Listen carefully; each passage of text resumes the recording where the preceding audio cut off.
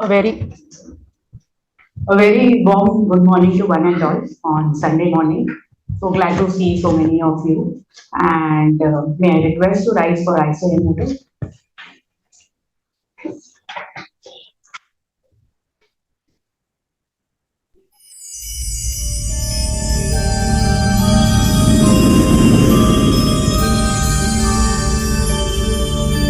य एष सुप्तेषु जाग्रति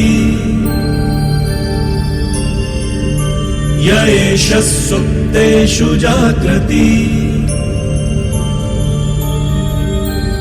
कामं कामं कामं कामपुरुषो पुरुषो निर्विमाणः निर्विमाणः तदेव शुक्रं तदेव शुक्रदब्रह्मा तदब्रह्मा तदेवामृतमुच्यते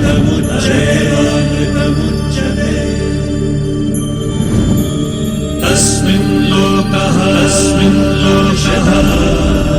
शतः सर्वे तदूनात्यपि कश्चन एतद्वैता एतद्वैता एतद्वैता एतद्वैता एतद्वैता एतद्वैता.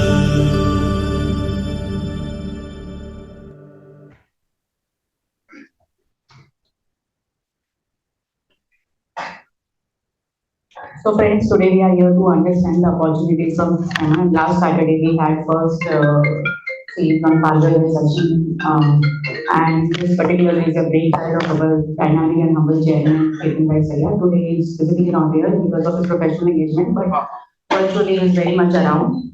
And it gives me immense pleasure to have Manoj Shah as one of the mentors and one of the person to whom I have always looked upon, and a renowned faculty and veteran speaker in FEMA and international taxation. So with this, may I request our chairman, Sri Saria, as well, to give opening remarks.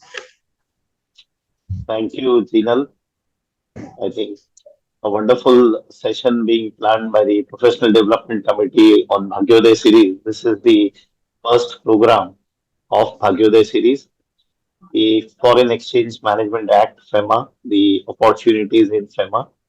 I think since 1991, after the reform happening, the transaction in foreign exchange have increased manifold. But today also, even if I count number of the people practicing in FEMA, it is not even in two digit in Mumbai.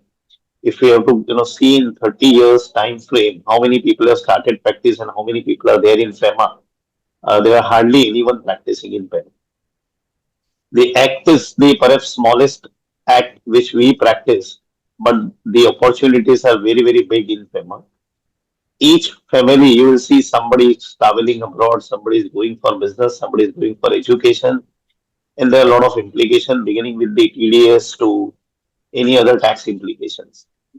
The return number of the returns of non-resident individuals are increasing, which again shows that the cross-border transactions are increasing.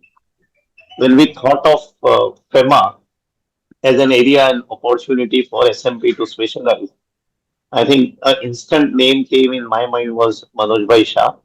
I have been seeing Manoj for practicing into FEMA for past almost 35 years. Manoj I couldn't talk to you yesterday, but yeah, as we originally talked, the entire purpose of this series is to share your experience. What is that which a person who wants to start the practice of FEMA he has to do apart from gaining the domain knowledge? What kind of challenges you faced when you started this as a practice area?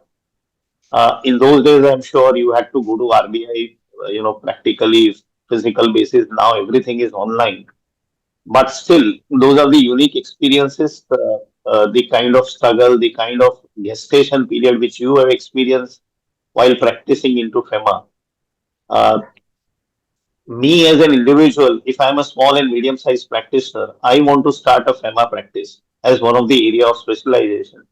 What are the to-dos which I should do, or what are the don't I should, and how do I market this practice? What are the charge out rate? These are all the expectation of a small and medium-sized practitioners in the Bhagyoday series.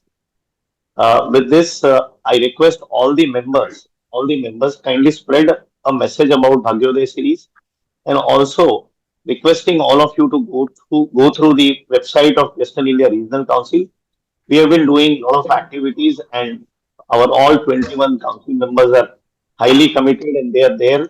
You can see that people from Ahmedabad, Fenil Bhai, Jitendra Bhai from Nagpur, Jinal, everybody has come and they are sparing their valuable time even on Sunday.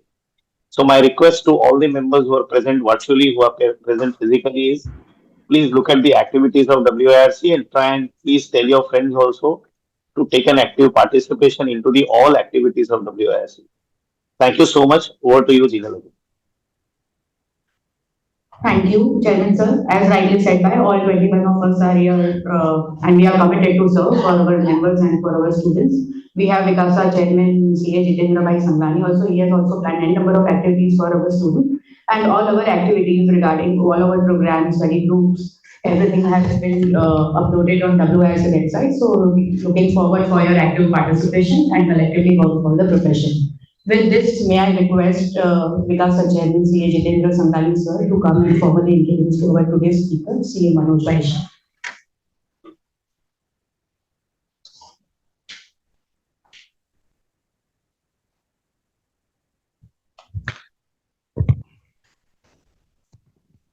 Thank you, Jinal.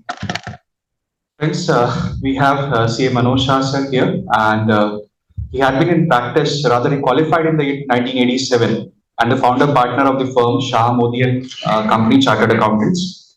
His focus areas of practice are exchange control regulations, that is FEMA, international taxation and transfer pricing. He's a past president of the Chamber of Tax Consultants and past president of CBO CA Association. Presently, he is a member of editorial board of the monthly journal of the Chambers Journal. He contributes to FEMA update column of newsletter published by WIRC and to the journal published of the ICI New Delhi. His contribution to the publication includes International Taxation and Compendium, fourth edition published by CTC, FEMA in the referencer of WIRC, and referencer on FEMA, publication by ICI. He also co-authored publications which include tax withholding from payments to non-residents published by CTC, co-technical reviewer publication titled FEMA Compounding Orders, a comprehensive analysis, and he also delivered talks on FEMA and NRI taxation at various seminars and forums across India. Friends, he's someone who has a spiritual touch, so a small couplet for him, sir. C. Manoj Shah, a speaker so fine. C. Manoj Shah, a speaker so fine. FEMA expert with knowledge divine. Please welcome with huge round of applause, C. Manoj Shah.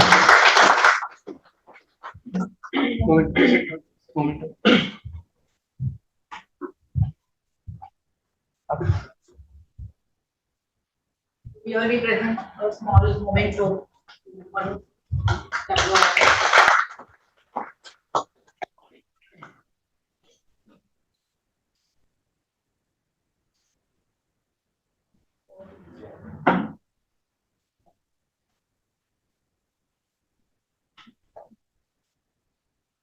Okay, sir. Yeah. Okay. Yeah. This.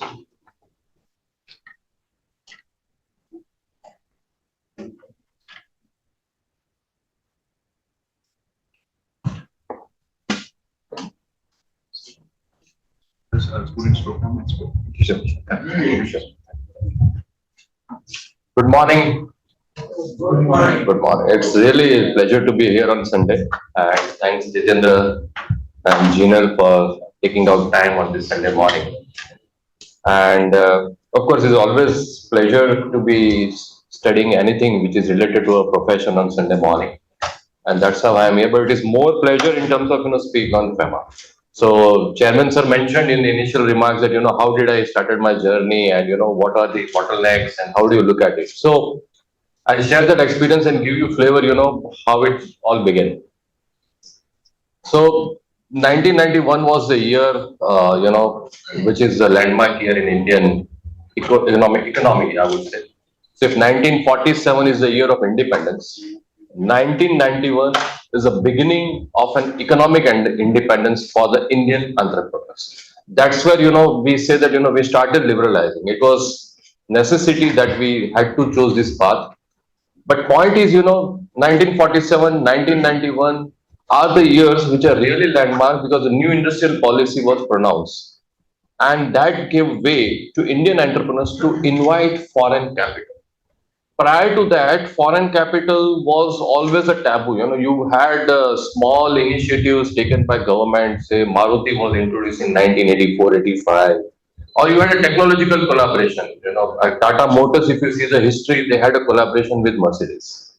So similarly, there were technology was going through, but when it comes to import of capital, we were not clear in terms of, we were not a capitalist economy, nor we were socialist country fully, and therefore, being a mixed economy, we resisted, to invite foreign capital with the fear that businesses will be taken over by this. I still remember those days when new industrial policy announced, and we used to travel because most of my office was in South Bombay, and we used to travel in train, and people were worried, that now this is again we are inviting East India Company. Those are the kind of statements being made.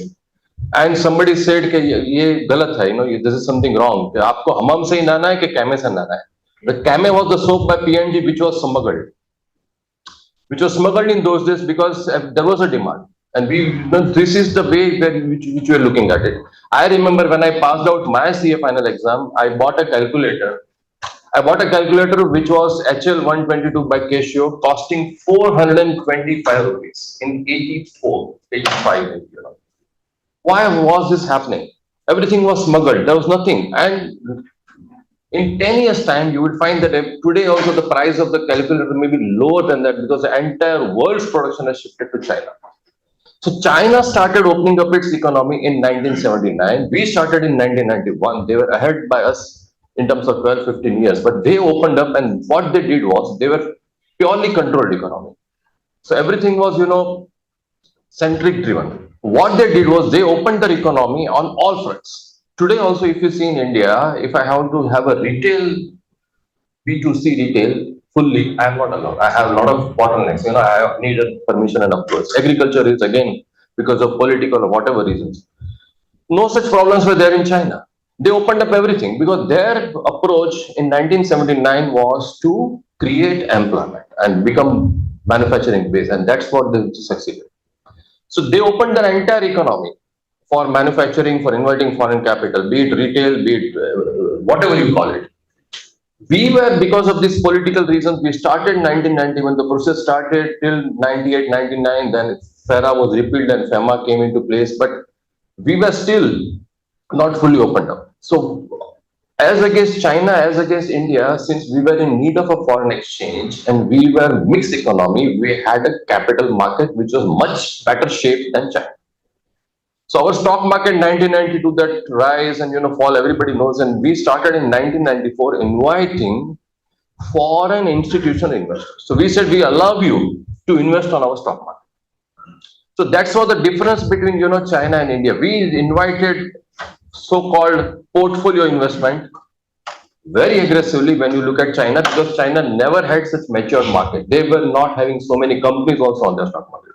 They opened up their economy on foreign direct investment front. We invested our inviting foreign capital on foreign portfolios. So we had those FII coming, buying, selling, and as we all know, whenever they pour money, you have huge bounce in the market. At the same time, the dollar vis-a-vis rupee, rupee will become strengthened because there is more supply.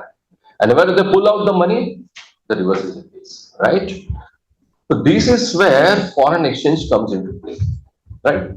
So since Ronald Reagan of US, when he replaced US currency, fiat currency, to be backed by adequate gold reserves. This is maybe, I don't know exactly on economics part, but this has a relevance to the FEMA itself to say that, they started printing US dollars without having adequate gold reserves to support that. And look at the best part today also, the tariff war and the US war and a lot of things are happening.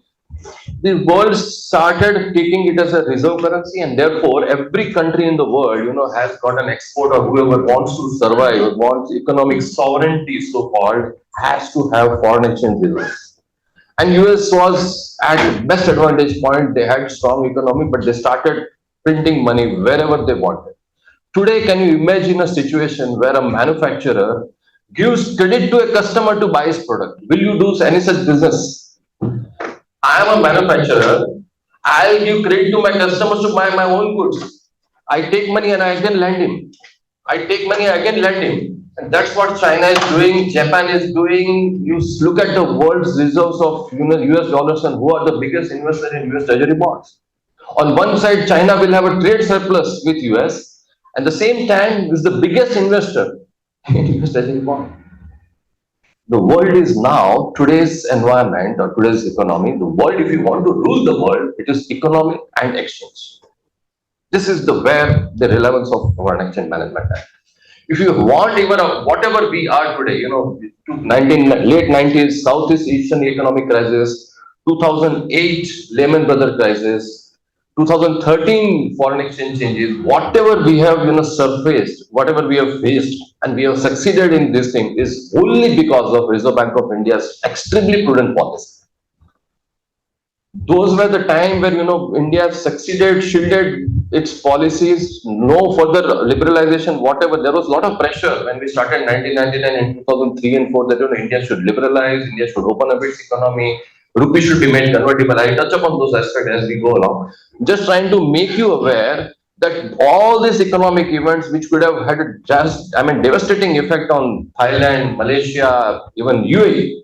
In 2008, you would see that people left their asset bubble created because of real estate boom, and all the foreigners are pouring money in UAE, and suddenly they find that when the bubble breaks, people start pulling out the money.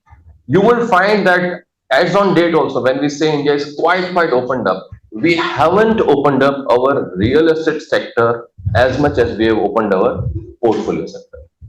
Today, as on date also, no foreign national is allowed to invest in real estate. They are allowed to invest in construction business. They are allowed to do construction development. But if you say that they want to buy an apartment, they want to buy a full building, they want to buy a row house, whatever you call in Alibag or Kurg or wherever, they cannot. As on date also, we have not allowed that. Come what may, whatever was the scarcity of foreign exchange, in those days also, we haven't allowed real estate business to be controlled by non-passive. Just imagine a situation if this was done, what would have happened to real estate market? For them, buying 50,000 square feet or 1 lakh square feet property is nothing, because when you convert this exchange rate to this is the policy which Reserve Bank has taken, and it's very strict. So this is where FEMA comes into play. We as a chartered accountant, when we realize this, that this is a law which regulates not only your foreign exchange, but it also helps maintaining economic sovereignty.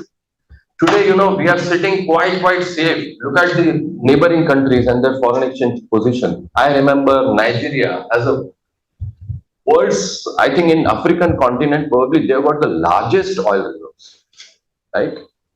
Their currency Naira was 300 to a dollar in 2006. Today it is, I think, 2,500, or I don't know what is the value whichever is foreign currency. So these are the things we know which, because of not proper management of foreign exchange, not proper governance at the center, will end up in a trouble. And luckily for India, we are blessed. This government is doing again excellent job, and Reserve Bank will touch upon how they're trying to float rupee, how they're trying to make rupee marketable, and things are like that. So opportunities under FEMA, when you look at, Vice Chairman mentioned, you have NRI taxation, you have transfer pricing, you have FEMA itself as a practice. But FEMA in standalone, it may not help you, in the sense that today, having experienced my experience, we get a lot of work on only FEMA. But when you have FEMA as a knowledge, initial phase of your career, it could be, because it will help you in NRI taxation. It will help you, your businesses, when they want to invest foreign capital. You have got a client, because today investing in India in SME sector is again a big thing. And now with this tariff war going on, you may find that a lot of opportunities are available. In fact, we got an inquiry a few days back where said the Chinese wants to now become FDI in India, because they also know that if Chinese goods are exported, they will fetch 125% tariff. This is today's or yesterday's situation. Prior to, I'm talking about 2-3 months ago, where they say then it is better that we have a subsidiary in India, we have a joint venture in India, so that when goods are exported, it is Indian goods. So these are the things which will happen and it will get into, India. And where if we as a chartered accountant, if we know that, this is doable, what are the issues, when you want to invite China capital, what is the entity to be formed? Which sectors are open for foreign investment? What are the compliances under Reserve Bank? Because as I mentioned, foreign exchange is very, very vital. And we realize that foreign exchange is so important for the country. Anything misreporting, any even inadvertent error can put you into trouble. Client, when I say you and miss client into trouble, and certain times even as a country, we find that foreign exchange loss is a big loss. Okay. Anything in between you want to stop me or you have any question or any doubt, do interrupt me because the way I have seen FEMA is, similar to you. I was also quite novice, and when I started my practice into FEMA, honestly speaking, I never had even had a full look at the income tax, FEMA Act also. As chairman mentioned, it is a very thin piece of legislation, but even I never read. So it so happened that there was a client, based out of Nigeria, and they said that, they were NRIs, and they said that we want to have, since India has opened up, we want to have a pharmaceutical company in India. And that's how, an executive of that company said that, will you handle this FEMA matter? And, in a very enthusiastically, we said, yeah, we'll do that. And having absolutely no knowledge, we then started, studying, getting, and those were the days when Reserve Bank was quite open to, asking queries, and we used to visit physically, 2:30 to 4:30 were time where you could go there, ask them query, discuss with the officer. It was very one-to-one, discussing the issues. But we were knowing about FEMA, and even though we had no practice of FEMA in those days, we used to collect updates from RBI. Those were the physical days we used to send our office boy to RBI office in Said Bhagat Singh Road, take the amendments to the circulars which were pronounced and bring to office and paste it, what are the changes, note it down, absolute theory, nothing knowing, sometimes but we want to read and we doesn't know, but we used to do that. Probably that went on for 2-3 years, and this kind of client came and it all started. So till that time, 2003, 4, we were good about methods. And then we realized that ये form file करेंगे तो ऐसा है. Used to attend few study circles and learn from them. But the real knowledge and my interest got developed when I led a study circle on FEMA. But that made me study that I'll have to now study. And then, then I realized that what I was studying, and, when I started linking what my methods with the concepts, and that is amalgam, which everyone will enjoy, if you have that kind of aptitude. So law is not very difficult. The good thing about FEMA is that, still after 30 years also, not many people try to venture into it because we have seen that we have got extremely good knowledge on international taxation. We have got extremely expert knowledge on transfer pricing. Some of the big firms have very in-depth knowledge and international level knowledge. But when it comes to FEMA, still there is a lot of scope. Because even with biggest of the firms, there are sometimes, not very depth of knowledge what, FEMA. And therefore, FEMA has an advantage. Secondly, we see that, once India has grown up, India is now whatever level we are, and we will find that every 10th of your client somebody in the family would be traveling abroad for studies. It is so natural and so common that, everyone wants to, have international experience because people have now got wealth. Especially metro cities and tier 1 and 2 cities, will find that most of the time you will find that they want to go to abroad for studies. Immediately, when even tax client comes to you, you will have those issues. How do I deal with it? What is his residential status? What is his residential status under income tax? How it is impacting FEMA? What should I do with the bank account? So it is becoming now, you can't say that, I don't want to do FEMA. If you're doing even domestic taxation, by force, you will have to get into at least some idea about FEMA. So the whole purpose of today will be, I'll ensure you that, you will be absolutely thorough with FEMA. Because it's a very thin piece of legislation. I'll show you the structure also, how to get when there are real life questions or real query, how do you address that? At least you should be able to raise the issue. These are the challenges, this will be the thing which I need to study. And today with AI and other tools, if you have got at least basic knowledge, when AI throws you the answer, you will be able to at least understand and relate and find it out whether this answer which is thrown by whatever AI tools we are using, is it correct or not. right?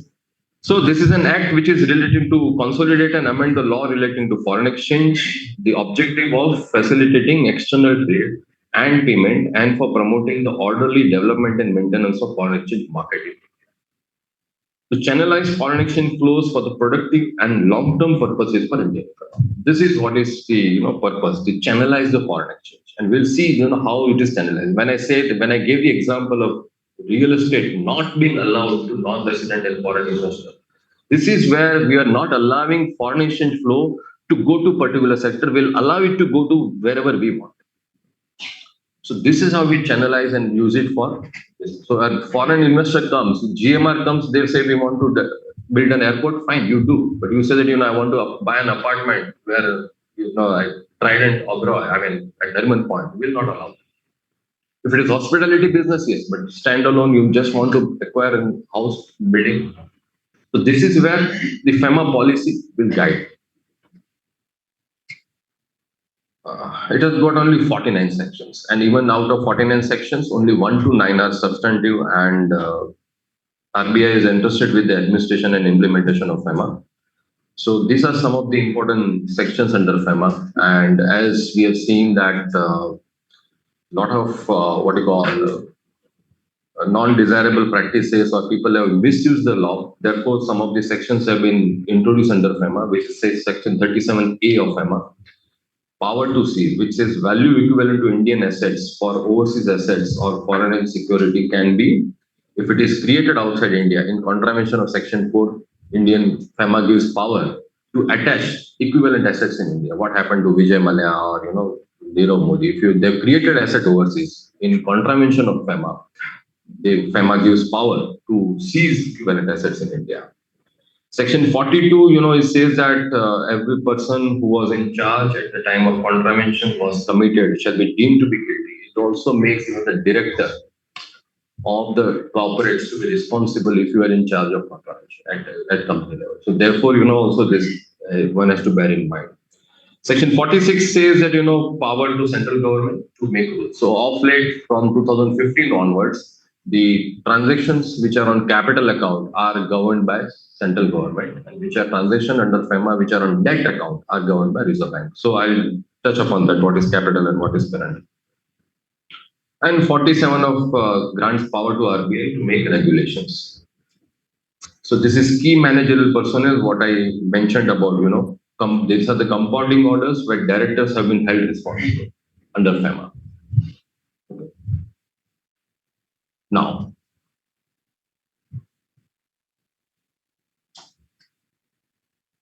so this is where, the fundamental concept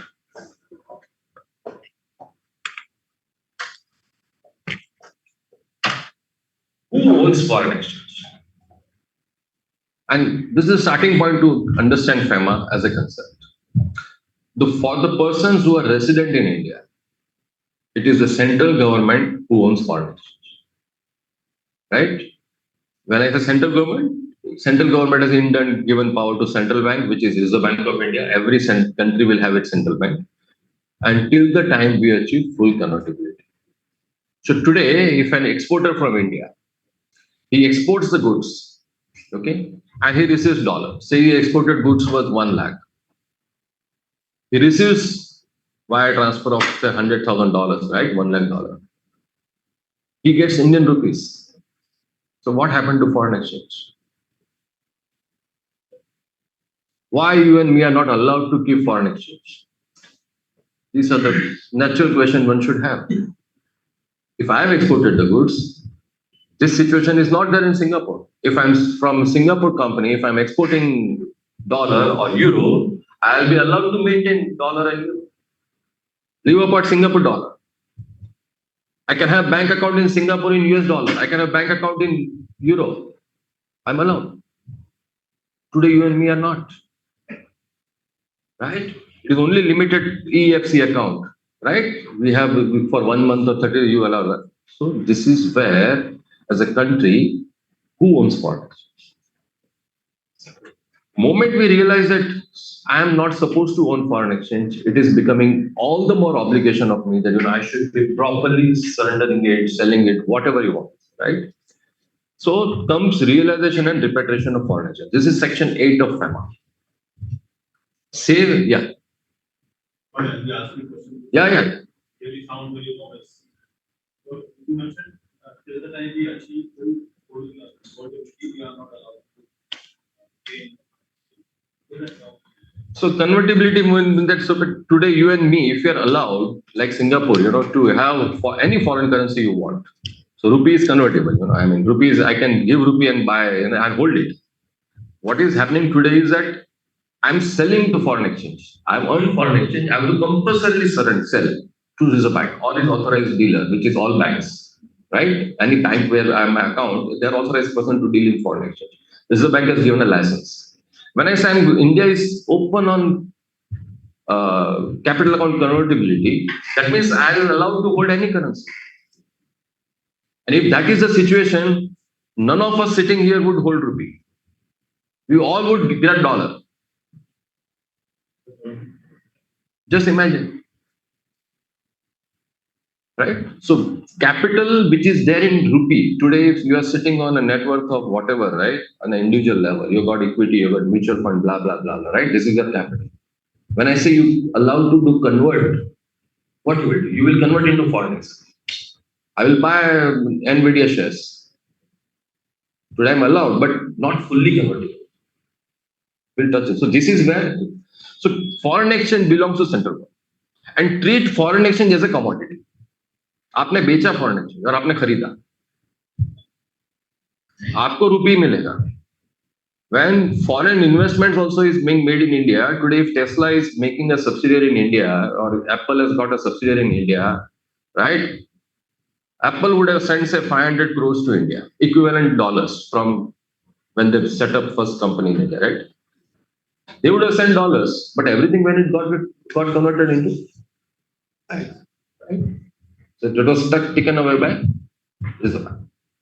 Now, what does Reserve Bank do with the dollar is a question. Which I said that Reserve Bank will also buy US treasury bonds. They will also buy gold. Ultimately, foreign exchange reserves, where you will park. You will have euro bond, you will have treasury bond, and you will have, what is the reason for gold to go up like this in recent times? But China as a central bank is buying gold. They've got huge exposure of US treasury bond.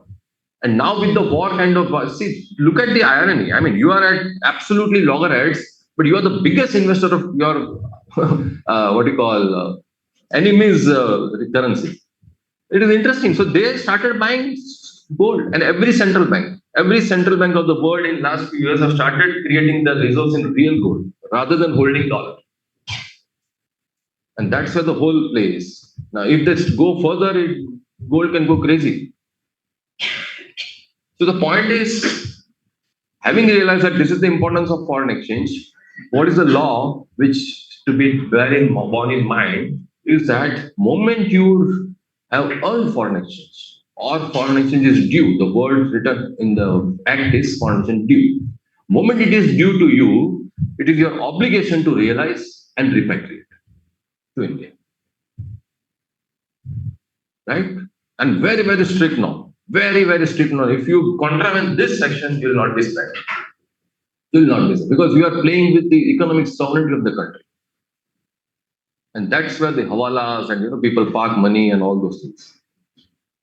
Streets accounts and all those. Right? So now this is it was there in FERA also, but now we'll continue. So save as otherwise provided in this act where any amount of foreign exchange is due, any amount of foreign exchange is due or has accrued to any person resident in India. Such person shall take all reasonable steps to realize and repatriate to India such foreign exchange within such period and such manner as may be prescribed by Reserve Bank. How do you assess whether foreign exchange is due or not? So there are generally contracts in case of manufacturing in terms of. So moment you ship the goods, for goods it is very easy. For goods, moment you ship the goods, you have shipping bill and it is all, it gets captured at EDPMS, Export Data Process Monitoring System. So goods exports are really easy. When the question comes, even service exports.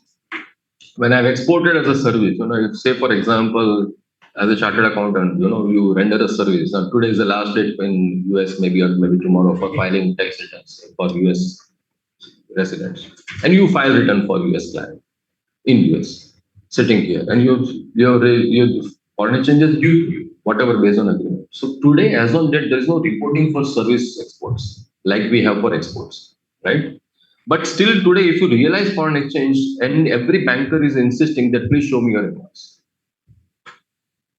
for export of service. Already there is a draft regulation in place now to say that, and they were seeking comments on Reserve Bank. For every service export, you will have to have filing with Reserve Bank. We will have to just inform banker in turn will inform to us. The draft regulations are already in place. First draft regulation was pronounced in July 24. Now it is again, maybe last week only regulations have come. But we'll soon see that every service exports will also be captured, at central system. You will be surprised, EDPMS is entire India's export. Entire export is captured in EDPMS. And every remittance is against knocked off. If there are any dues outstanding against export, long outstanding, you would have seen in clients, you receive notice because that system generated notices are sent to clients that, this export is outstanding. And then there are challenges because there's a discount, there's a rebate and quality issues and those. But every single export, and same is the situation with China, same is the situation in every country. Why Reserve Bank and FEMA became stricter was that in terms of other transactions where EDPMS is only for goods, what happens to inward remittances on other accounts? So bankers in the initial period till 2005 or 6 also, they were also not very clear, and they used to take it lightly. So if somebody has kept an NRI FD, somebody remitted money as a gift, and nothing was captured in Reserve Bank system. So they used to write suspense. We don't know the nature. This suspense account at Reserve Bank ballooned up. It went so high that IMF reprimanded Reserve Bank that what is this suspense in your balance of payments table? Every country has a balance of payment, surplus, what is the foreign exchange? And that is how Reserve Bank became very, very strict now to say that every remittance, inward remittance, also we want to ensure what is the nature of it. If it is not clear, today bank will not even give you credit. We have seen many times transactions remaining in suspense at bank level, not suspense, but they don't pass on credit to you unless you give a clarity on transaction. Because people started misusing this current account, this trade account. They started receiving export advance.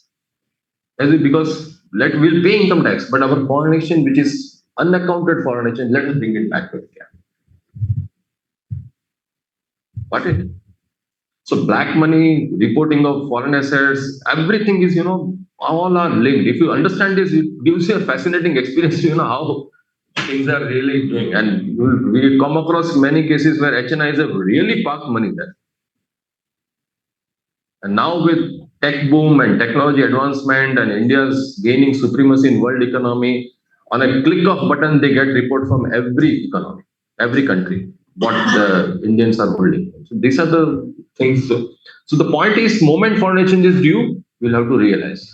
Realize means to take control, and repatriate means to physically bring in India.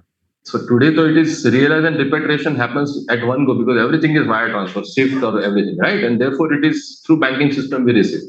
But assume for a while, realize means that, suppose, for example, I am participating in a trade fair in Germany. Okay, I've got a trade fair. I mean, I have a machinery supplier and I'm kept a machine stall in Germany. And customer comes and, he books the order with me and he gives me advance. So give me advance of 25,000 and I'm carrying that check. That is realize. I should realize, take in my control. And repatriate means I brought it India and surrender. So realize and repatriate. That's the obligation. So if you look at, this is the table which I'm trying to give you an analogy with income tax. If I'm a resident Indian, my global income is taxable, right? Wherever accruing, wherever arising. If I'm resident Indian, moment foreign exchange is due, I have to realize and repatriate. That is the whole crux of FEMA. Whole crux of FEMA. You are permitted to keep some account under LRS. So this is with specific permission. Yeah. Right? But Section 8 is, section is something like, Income Tax Act, man. You have got world income tax. Then you have got US pension. If you are a resident in India, but you are a US citizen, you are in US, right? Now you are getting social security pension, right? It is not taxable in India. Even though it is your global income is taxable. Why it is not taxable? India US tax treaty says that social security pension will only be taxable in US. And Uncle Sam, the world ka raja hai na? Oh, US social security pension, it will not be taxed in any country. If you see any US treaty, they will not allow the other country to tax social security pension. So that doesn't mean that global income section 5 of income tax act is, so these are exceptions. No, but under LRS, I can open an account and keep some money there for spending for LRS authorized. So I'll come to that as well. Okay. So just since you touched the subject, see, we discuss about what does Income Tax Act will be section 5.2. Section 5.2 deals with 5.1 deals with residents. Sorry, 5.1 global income taxable. Then sorry, 4 is a charging. 4 is a charging. 5. It should be 5. So this is how the whole idea is to give you flavor. How do you read this? And in fact, moment there's a foreign exchange, it should give you click that if there's a delay, report. Tell a banker that there's a delay in realization of foreign exchange. I am seeking an extension. This is where you'll have to guide them, and they also know. But this is theoretically. So, if the two important thing in section 8, if it is person resident in India, doesn't apply to NRI. If NRI is non-resident Indian, he doesn't have to realize and report. It is only for person resident in India, right? And second thing is, you have to surrender it to authorized dealer. Now, this is the biggest principle of FEMA, and that is that one of the party to the foreign exchange transaction must be authorized dealer or authorized person. Right? So, Section 3A. Section 3A says, save as otherwise provided, no person shall deal in or transfer any foreign exchange or foreign security to any person not being an authorized person. The moment I try to deal in foreign exchange, as I told you, treat foreign exchange as a commodity. If I try to deal, that means buy and sell foreign exchange without I being an authorized person, it's the biggest crime. It is hawala. And 3A contravention are not even compoundable. Absolutely direct ED matter. So today, if I travel to US, I took a foreign exchange, right? $250,000 is allowed. I just took $10,000. I went to US for a pleasure trip. I came back. I got $8,000 spent. 2,000 I'm left with me, and my friend wants to go now in next month to US. If I sell the dollar and I take the cash or even bank account transfer, it is not much because I've dealt in foreign exchange. मैंने बेचा, उसने लिया. Through whom? Not through authorized dealer. Both are not authorized. Both are not authorized. I should have surrendered. He should have bought it from authorized dealer. While when we buy the forex, we have to submit our TAN. So is there a database which collects all the information that this much forex has been sold to a particular person and has not come back? They are. So up to $2,000 you are allowed to retain now. So 5,000. If you want in return surrender, if you don't want to surrender unspent quantity, it is 2,000. If it's more than that, do you get a notice in the future? Or see, there is no reporting under FEMA as on date. There is no reporting under FEMA. But yeah, it is better that you apply. There's no reporting like what is the amount that, because they are not tracking how much you have spent. There's no reporting, but it's better to remain within 2,000. Which is the right source to come to amount all these limits of 3,000, 5,000? So unfortunately, that's where probably we as a professions are not able to crack something because there's nothing, no big commentary or there's no book which is there. So I'll give you how I went into this part and how you can also get into it. It's not very difficult, but unfortunately there is no structure something. This FEMA is slightly difficult to comprehend because we are used to certain pattern of understanding any law, which is not here in case of FEMA. I'll give you that idea. But by and large, if you start practicing or getting into it, even for academic, you'll realize that it is where to find what. Ultimately, that is the knowledge we want. Where to find what. If it is, I can't remember everything. But if at least I get an idea, this is the roadmap, I can definitely venture into it. So 3A is, we'll have to bear in mind. So one of the parties should be authorized person. A definition of repatriate. When I say repatriate, it is defined. It is defined in section 2Y of FEMA. Repatriable means bringing into the India realized foreign exchange and selling such foreign exchange to an authorized person in India for in exchange of rupees. Or holding the realized amount in account with an authorized person in India to the extent notified by Reserve Bank, EFC or something.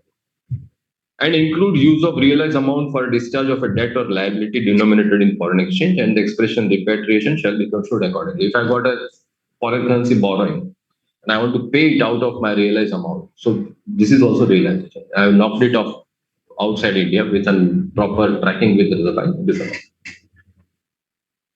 Manner of repatriation, the same thing, it is repatriation. So this is again a real life case study. A professional earned a fees for rendering services in UAE and invested the same in buying property there in UAE. There's an architect who rendered consultancy for a residential project in UAE, and instead of receiving fees, he bought a house and invested there, and this is where the contract is.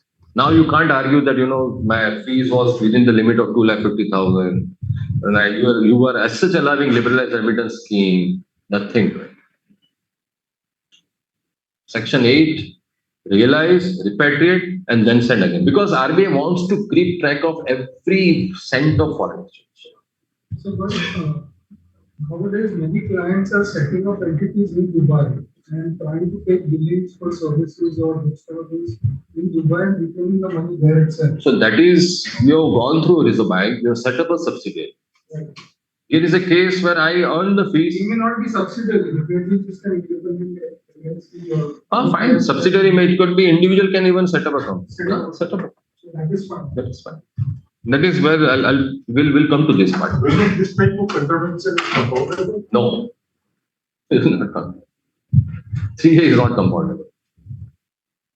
So the difference between what is from where the services are being rendered. Is that a difference? No. So this is purely, if I say, give me 5 minutes, we'll touch upon, because the whole idea about this I hope till now you are clear. You realize what is absolutely clear, right? Now let's move to case study 2. Foreign exchange drawn must be used for the purpose for which it is used. There could be, just see this example, and this sort, one wouldn't have realized matter went to enforcement directorate. Again, a real life situation. There was a company which is a resident company. It finalized a machine for its sugar plant in German trade. Reverse case. There was a Germany machine fair, Indian sugar manufacturer went there. He finalized a machine. The vendor offered a scheme of discount. He said, buy one and pay 15% advance per second. Then you get 25% discount. So 100 is the machine. If you place order for second, you pay 15 extra. But I give you 25% discount on first machine. So in net 10 is a unit which I'm getting benefit. What he did that. So there were 2 remittances, 175 and 150. Now later on, company never imported second machine. But in the IDPMS, like we have EDPMS, we have import data process monitoring system. The entry remained outstanding that you have remitted money, but your goods are not imported. Matter is 3-4 years. What have you done with foreign exchange? Why did you remit? Authorized dealer banks, they sent mails to the company. Somehow there was this issue with the email system. They had changed the system from, we have sometimes exports at so-and-so, accountant at so-and-so. The mail remained unanswered. Matter directly automatically got reported to ED, and ED notice came that you have violated foreign exchange because you have not used it. Having sent you are not used it. What is it? You should import it. If it's not imported, then tell the banker that this machine which I have imported, I'm not going to import, because otherwise also I got a benefit of time. And these are the reasons. And they really could establish that other manufacturer who got into the market were Chinese manufacturer of machines. And these machines were really cheaper than that. And they in fact had to purchase this machine. But the point is, if I'm remitting something and if I'm not utilizing that, this in IDPMS and EDPMS, if it remain outstanding and if you're not clearing it off with genuine or commercial reasons, rationales, then you will face inquiries. So what is the timeline to review this? So this is some generally you should have imported within 6 months. You should have done reporting. If you are not able to import for whatever reason, write to it that this is the reason, this is the facts. Money is still there. We are following up. This is the confirmation. These are the email trail with them. But keep your communication channel with always with bank open. Be transparent about foreigners. Be transparent. So what about the advances that we receive from in case of exports and that money is lying? So that money is lying, then it's a risky affair in the sense that advance against goods, you should have exported goods within 1 year. There is a regulation within 1 year. If you're not able to export the reason, give the reasons to it. That these are the reasons why which are not, because sometimes what happens, as I mentioned, there's a big scam which took place. An Indian company invited something like more than 1,000 crore by way of export advance without export of goods. Or there have been export of goods where probably just pieces of glasses have been exported in the guise of diamond, and money was routed. So government is extra vigilant. So today it is just not the outward remittances, even inward remittances are equally under the probe. They want to examine the real nature of inward remittance. So this is 10.6 of FEMA. The person who has acquired or purchased the foreign exchange for any purpose mentioned in the declaration to authorized person under section does not use it for such purpose or does not surrender, then there is a challenge. If I'm not able to utilize, I have to surrender. Right? It is not realization and repetition. This is a bought foreign exchange. If I'm not able to utilize, I have to surrender. I'm not allowed to utilize for some other purposes. There is a direction in import of goods. There is a reference that if you have used it, say LRS. The gentleman asked me that I have money remitted LRS, right? Say for example, I remitted money in LRS for my child's education. I'm not able to, or he's got a scholarship, and therefore this money is lying elsewhere. Right? Now, if I want to invest within that limit subject, I'm allowed. But the point is here, the question, the fact what we saw was, if I use it for not this machine or other machine, I could have said that this is the import bill, this is bill of entry, and I use this for it, with subject to proper disclosure with bank. These plans, these red points that we are discussing about, as an auditor, if you find out, we need to qualify the auditor. I mean, no clear. I don't know to apply to which entity and what level of activity. But it's in contravention to the FEMA law. Then you ask for the explanation from the client in the sense that the export advance, say for example, if it has remained outstanding for more than 1 year or more than 3 years, then you see they ask for the communication with bank. It's a good point which you made, because as FEMA has, it was more relevance with audit, because one would find that these days auditors are easily made scapegoat. And sometimes rightly so. We have seen a case where tax auditor was put behind bar just because he failed to report this. And if the name is notorious or somebody, and even if you have done a small group company audit, which you are, but if this type of transactions are surfacing and you're not even pointed out, it leads to problem. I agree with you. So at least, you ask for the trail with bank that if you received advance, what is the status? And what are the reasons for not having exported the goods? Is there any communication with the supply? Your customer. Take the case. See that company has reported to AD and sought an extension. If not, you get it done, and wait for banker's approval, and then suitably write in the notes that this is the way. It is. I think disclosure will be surprising. Procedural mismatch. It's not financial irregularity. See, sometimes what happens is holding and subsidiary, foreign company, holding company, Indian company, subsidiary company. These are routine transactions. Sometimes you receive advance. You don't want to increase capital in your company. As a holding company, foreign Indian company, you don't want to increase capital, but there's a manufacturing in India. They may send you advance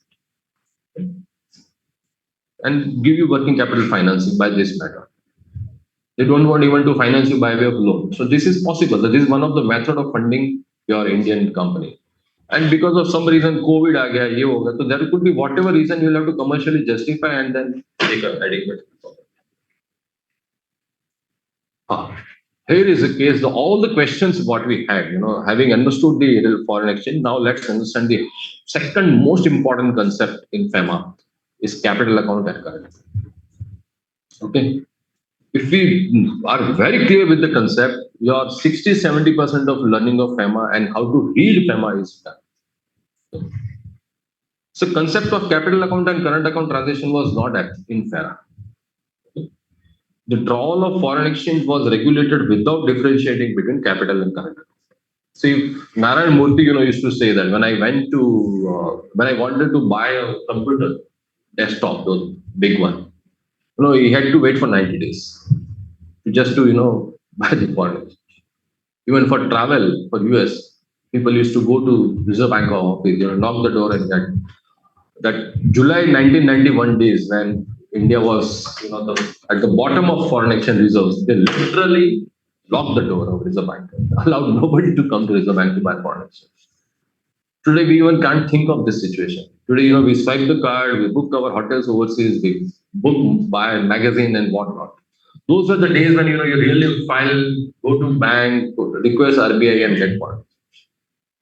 So concept was not that. Okay.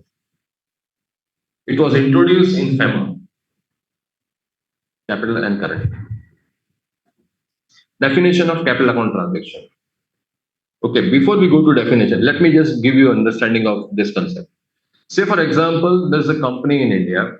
Okay, say, for example, Tesla, which is a subsidiary in India. Okay, Tesla US has invested in a subsidiary. It is owning. Now, Tesla is importing machine from China. Tesla India is importing machine from China to manufacture a car, whatever, as set up his plant. Is this capital account transaction or current account? It is capital account, right? Why? These are machine purchase, right? So this is current account. If it is machinery, it is current capital account, right? This is the understanding because we work from accountants perspective, balance sheet. It is a current account. It is current account transaction. Don't look at the balance sheet. Look at the balance sheet of government of India. Don't look at your client's balance sheet. So definition of capital account. Capital account transaction, I'm reading the circle. Capital account transaction is a transaction which alters assets or liabilities, including contingent liabilities outside India of a person resident in India, or assets and liabilities in India of person resident outside India, and includes transaction referred to in blah blah blah. When Tesla India imported machinery from China, okay, what is the asset that it has created in China? Now you look at this way. I'm importing machinery. What assets I have created overseas? Which alters assets or liabilities outside India of a resident in India or in India of a non-resident. Not. I've imported machine आ गया. अब balance sheet में डालो के stores and spheres में डालो. Reserve bank को क्या फर्क पड़ता है? You bought foreign exchange for import of machinery. You imported the goods. Matter over. IDPM is clear. खत्म हो गया. Knocked off हो गया ना. Correct. Okay. Capital account is that which can be repatriated. Which you created assets or liabilities overseas. Either you reduce the liability, Yes. or I have created asset. जैसे आपने बताया कि LLC create कर दिया Dubai में जाके, and then business चल रहा है वहां से, and then you are keeping income there. वो भी तो दुबई entity हो गई ना. वो दुबई की entity हो गई, उसका shares है मेरे पास, resident Indian, which RBI knows that he is so and so company has got a LLC over there, so and so individual has got a LLC there. It is recorded in RBI books. आपकी ये company खड़ी है, and there are reporting annual to monitor. This is capital. So today, from 1991 or 90, maybe 94 or 98, maybe exactly, I don't know, but India became open on current account. When I say we are not open on capital account, we are open on current account. That's why you and me are freely buying foreign exchange. India said General Agreement on Trade and Tariff (GATT) that we are opening our economy on current account. Limit. In case of certain cases, limit. Like That is for some individual. Import में क्या limit है आपका? Import में आपको कौन रोकता है? no limit.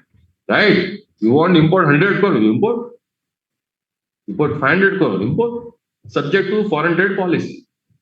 Right? That every country will play. And you would have seen the video right now. In last World Trade Forum, there is a black fighting with American Senate saying that you have screwed up the market. You made money. World Trade Forum. So every country will have those issues.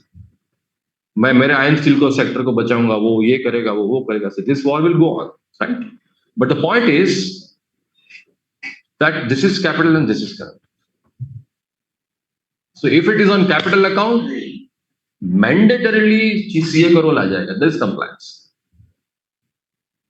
Except for FDs and this thing, but otherwise for every capital account transaction under FEMA, there is a reporting. A very strict reporting, very monitored reporting. That's where your role will be. If it is a current account, we are open. So if somebody wants to come out of FEMA and say, I don't want to get in this thing, try to see that is this a possibility of genuinely, I'm not saying you try to do any fudge or something to, but if you can see, characterize the transaction as current account, it's simply doable. Foreign exchange trail, foreign exchange flow will be properly monitored. But there is no reporting, there is no compliance, there is no continuity of this. Provided it is possible to do that. The example which I gave, that holding company overseas giving advance against exports to its subsidiary in India. Otherwise, क्या होता था working capital finance के लिए, you would have increased the equity in India, which is a capital account transaction because non-resident has created assets in India, or you non-foreign company would have given loan to India, debt funding. So both are not there. When you say it is advance against export, it is a current account transaction. Doable. I will export within 1 year. Right? Clear on this? So these are the changes which have taken place where I say that today's central government is governing, that is given a power to come out with rules pertaining to capital account relating to non-debt. If it is equity or real estate, India or overseas, it is the power of central government. If it is a debt like external commercial borrowing, foreign currency loan, all these are within purview of India. Otherwise, all equity and real estate, any other investment which is non-debt, general term is non-debt, whatever is it, capital account transaction, are with the power of central government and they pronounce rules. So you got FEMA Act, you got rules which are pronounced by central government pertaining to non-debt instrument. उसमें real estate भी आ गया. So if NRI is wanting to invest in real estate, when I say that no foreign national is allowed, but NRIs are allowed, OCIs are allowed to buy real estate, right? We know that, except they can't buy agricultural land, plantation and farmhouse, right? The rest of the things they are allowed to buy. So that is not. Even buying a house by residents in India also comes out. Yes. So that is capital account transaction. When you buy a property in UAE or London, it comes under capital account. And if it is LRS, within the LRS limit, there are rules. You will combine your family members' contribution and buy a bigger apartment or whatever. So those are the things under capital account. Consolidation and all that. Yes. So this is the old structure in the form of capital account transaction. Now I'll give you flavor about FEMA. Now these are I'll just keep for the time being these slides. But when somebody was saying how do you read FEMA, right? So generally what we do is we refer to this book, which is actually there's no guidance available here. But this is Taxman comes out with volume every 6 months. And this is the book which has got Act. Then you have got rules which I mentioned. And then whatever is within the power of RBI, which is debt transaction, they come out with regulation. So you got Act, you got rules, you got regulation. These are called regulations. So for example,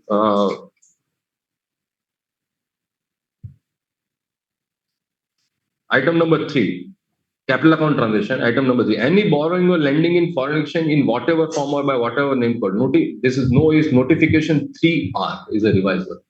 These are called notifications. Notification 3, which is revised to details.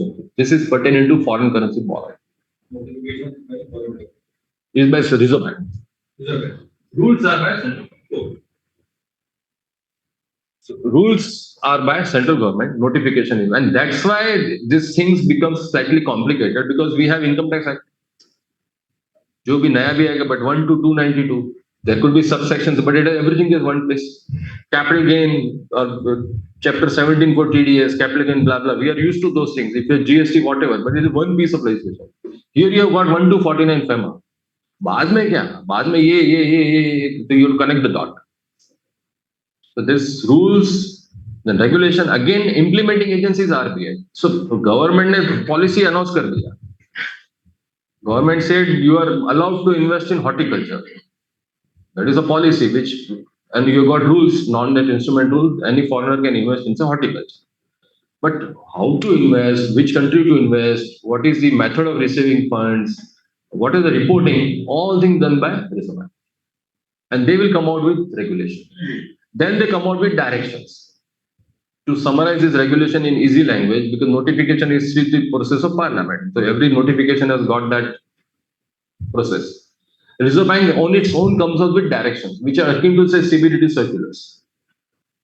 What we understand like the directions are mainly, they call it APDIR, authorized person's direction, because they are the person who are to deal in foreign exchange.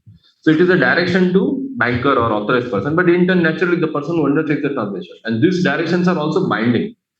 Unlike CBDT circular, which says that it is binding only on tax department and not on assessee, if I have a different view, I can argue with the court of law. The directions are equally binding. The contravention of direction is also contravention of FEMA. Clear?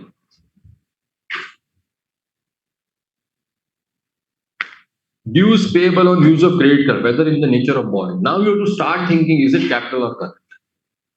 So I went abroad, I swiped the card, and $1,000 are outstanding. I returned back to India. Now $1,000 because outstanding, right? And I have to pay to that agency credit card. Okay, and when it falls due on say next month, whatever date, I don't have foreign exchange. So where will I go? I go to authorized person.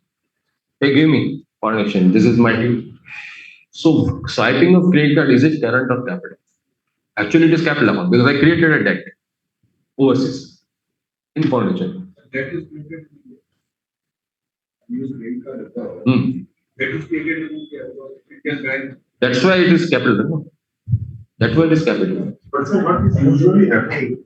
The credit card issued by Indian banks. So those are the immediately I am swiping credit card that is converted to the INR and debited to my card. हाँ तो आपको तो dollar हाँ but when you हाँ so they हाँ but now they have a use of credit card in India by person resident outside India or outside India by person resident in India shall not be deemed as borrowing or lending in foreign. They have specifically said it will not be there, otherwise it is a capital account.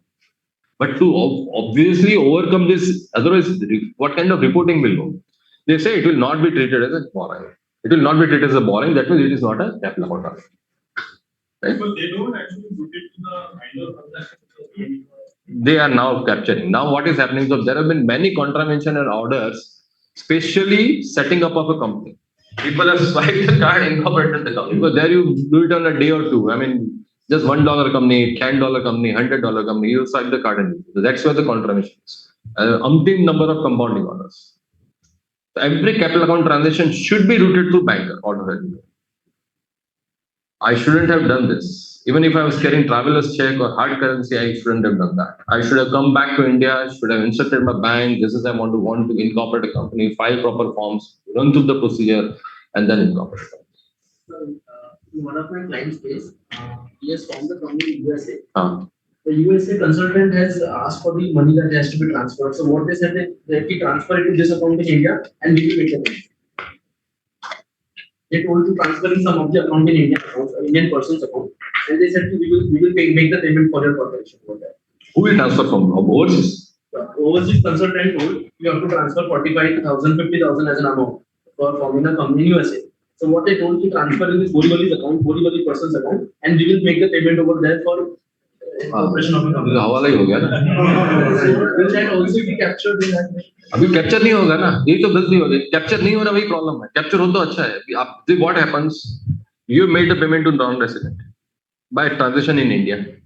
It is contravention. Luckily, this is not as bad as 3A. But if you say that non-resident's obligation is fulfilled by this person who was, he is at fault. You are also fault because you. So any capital account. The transaction already happened. So try to send money back to that company and reverse the transaction. Whenever a transaction reverse karwa do, I need to understand proper facts and send fresh remittance from India towards capital.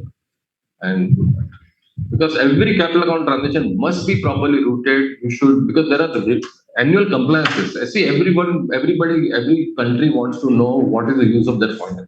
They have given you facility. As I mentioned, gone are the laws, I mean, days of 80s when you were buyer, cry for every penny of water. Today, if you are given this freedom to incorporate a company, do the business, government wants to monitor the fund. What are you doing with it? We have seen the cases where really people have misused the money. A listed company having remitted I think, much more than 15, 20 lakh of dollars, created a subsidiary there and not getting any report. No accounts are audited of subsidiary, no reporting is done. It is clear example of misusing fund. This travel agent sometimes book the hotel abroad. They say you make the payment in India. That is fine because they are properly capturing and they collect TCS also. They are collecting TCS also. So down TCS with TCS coming into play, this recording is more proper. Now, if you there's one more example, interesting case study on trying to understand, as I mentioned, is there a way to say that I am not falling in the umbrella of capital account transaction? If that is possible, see, look at this thing, just to give you one more idea. An Indian subsidiary, a wholly owned subsidiary, is in need of funds for working capital. Okay, parent company doesn't want to raise equity.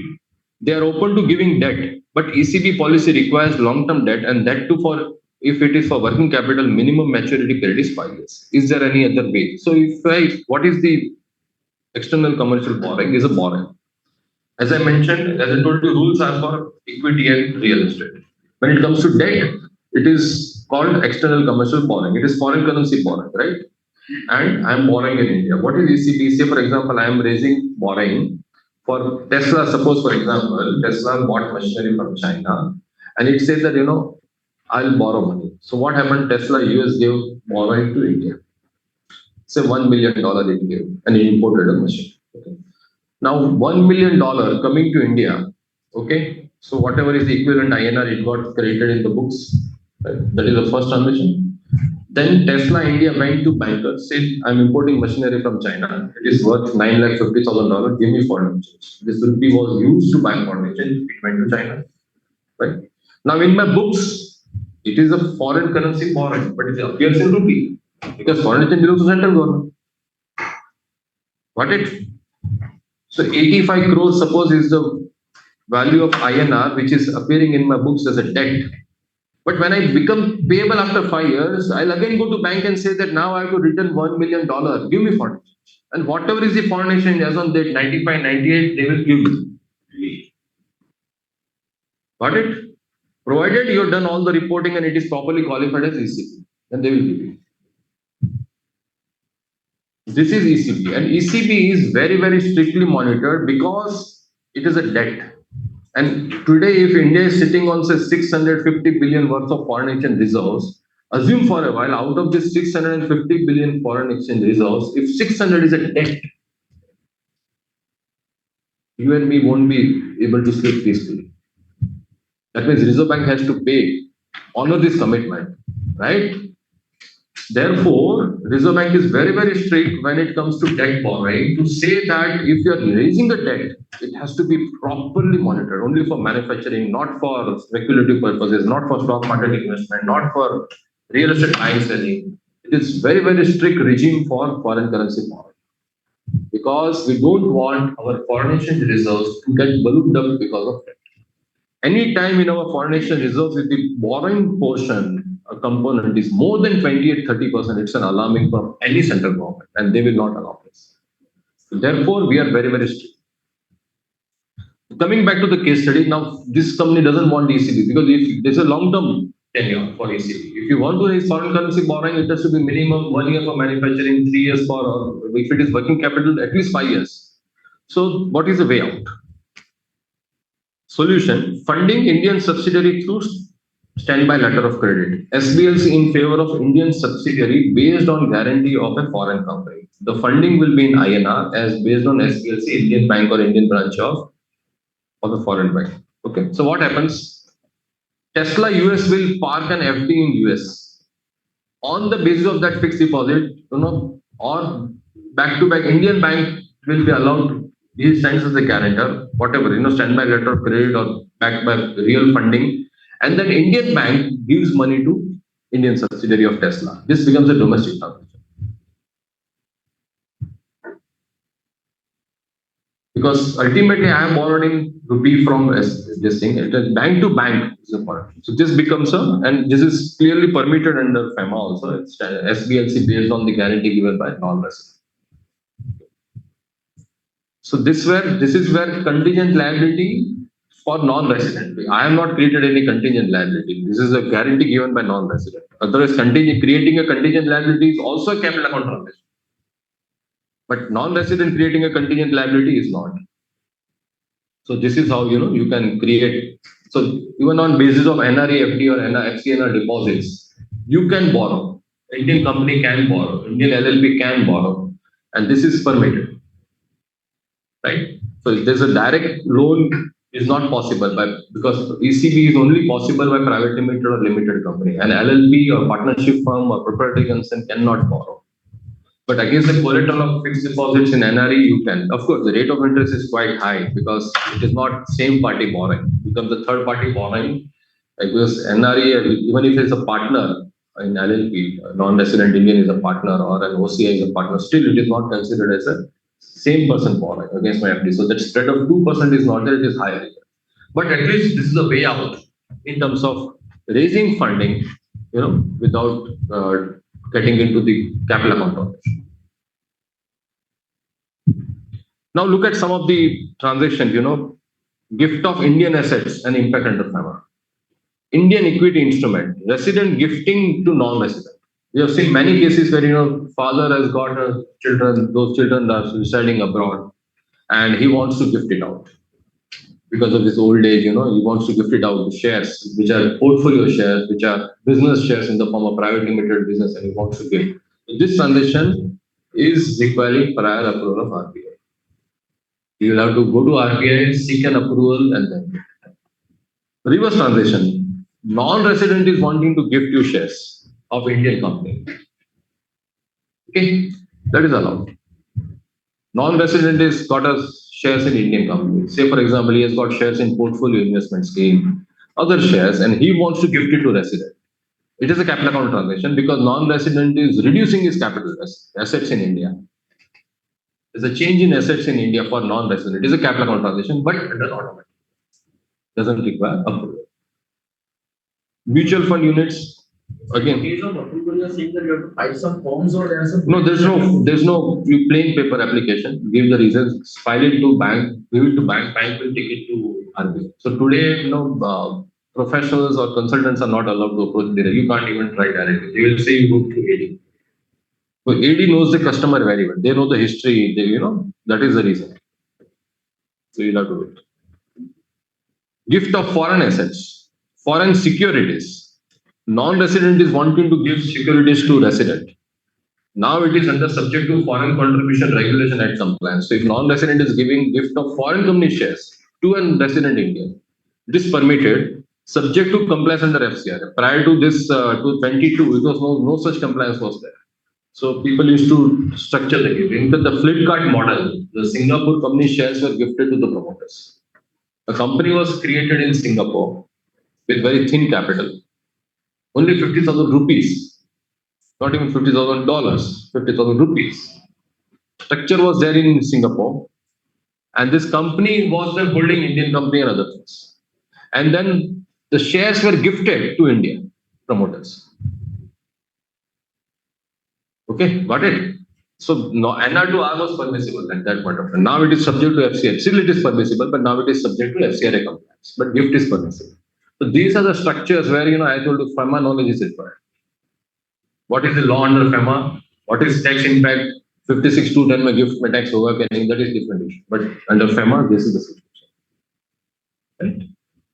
Then inheritance of foreign security is allowed. Resident, there's no, FEMA is silent whether resident can bequeath to non-resident, but I don't think there's any prohibition. You can definitely write in the will, somebody can, those assets can be bequeathed to non-resident. Immovable property situated outside India. If a property is situated outside India, can it be gifted to resident India? Generally, we have seen that non-resident gifting to resident is automatic route, but in case of immovable property, it is not so. Immovable property situated outside India, if it is gifted to resident father or family members or whoever it may be, it is under approval. You will have to go to RBI. And this immovable property division and NRI division sits at New Delhi. So you will have to approach New Delhi RBI office and seek a prior approval to receive gift of overseas property. And we have a case where matter went to compounding and we had to compound the matter. The daughter gifted a house property in London to father. So she was the only child, and she said that I want my family and parents to every year visit me, and if I gift them a house, they will frequently come. And she gifted. So when they were on vacation in UK, she gifted as a surprise. They registered the document, everything was done, and when they came, this was transaction which is not under automatic. We had to go to RBI, get it compounded. It was cumbersome procedure. Luckily, the Brexit had taken place at that point of time, and pound value had come down from 100 to 90. So there was no appreciation. Otherwise, RBI in such cases takes away entire appreciation capital gain as compounding fee. And you have to compute everything in Indian rupees. So take a new valuation report on the day of gift, take valuation report on the day when you are filing compounding application to understand the appreciation in the value at that day. So these are the transactions. Owns a property abroad. Can he give to resident? Resident to resident is allowed. Yeah, I think here I see. Immovable property situated outside India, R2R, Rule 2121 overseas investment rules. Any compliance is needed for that? No. So compliance का ऐसा आप दिमाग लगाओ कि आप जब आप बेचते हो तभी कुछ compliance है. When you bought the property, was there any compliance? If there is a compliance at the time of sending money towards immovable property, so immovable property when you are acquiring, there is no reporting except you file an A2 form. You go to bank, say this is the purpose, and I bought a property. Remittance and LRS on that. But if you set up a company, then they want to monitor what is your activity being done there. Okay, this is it.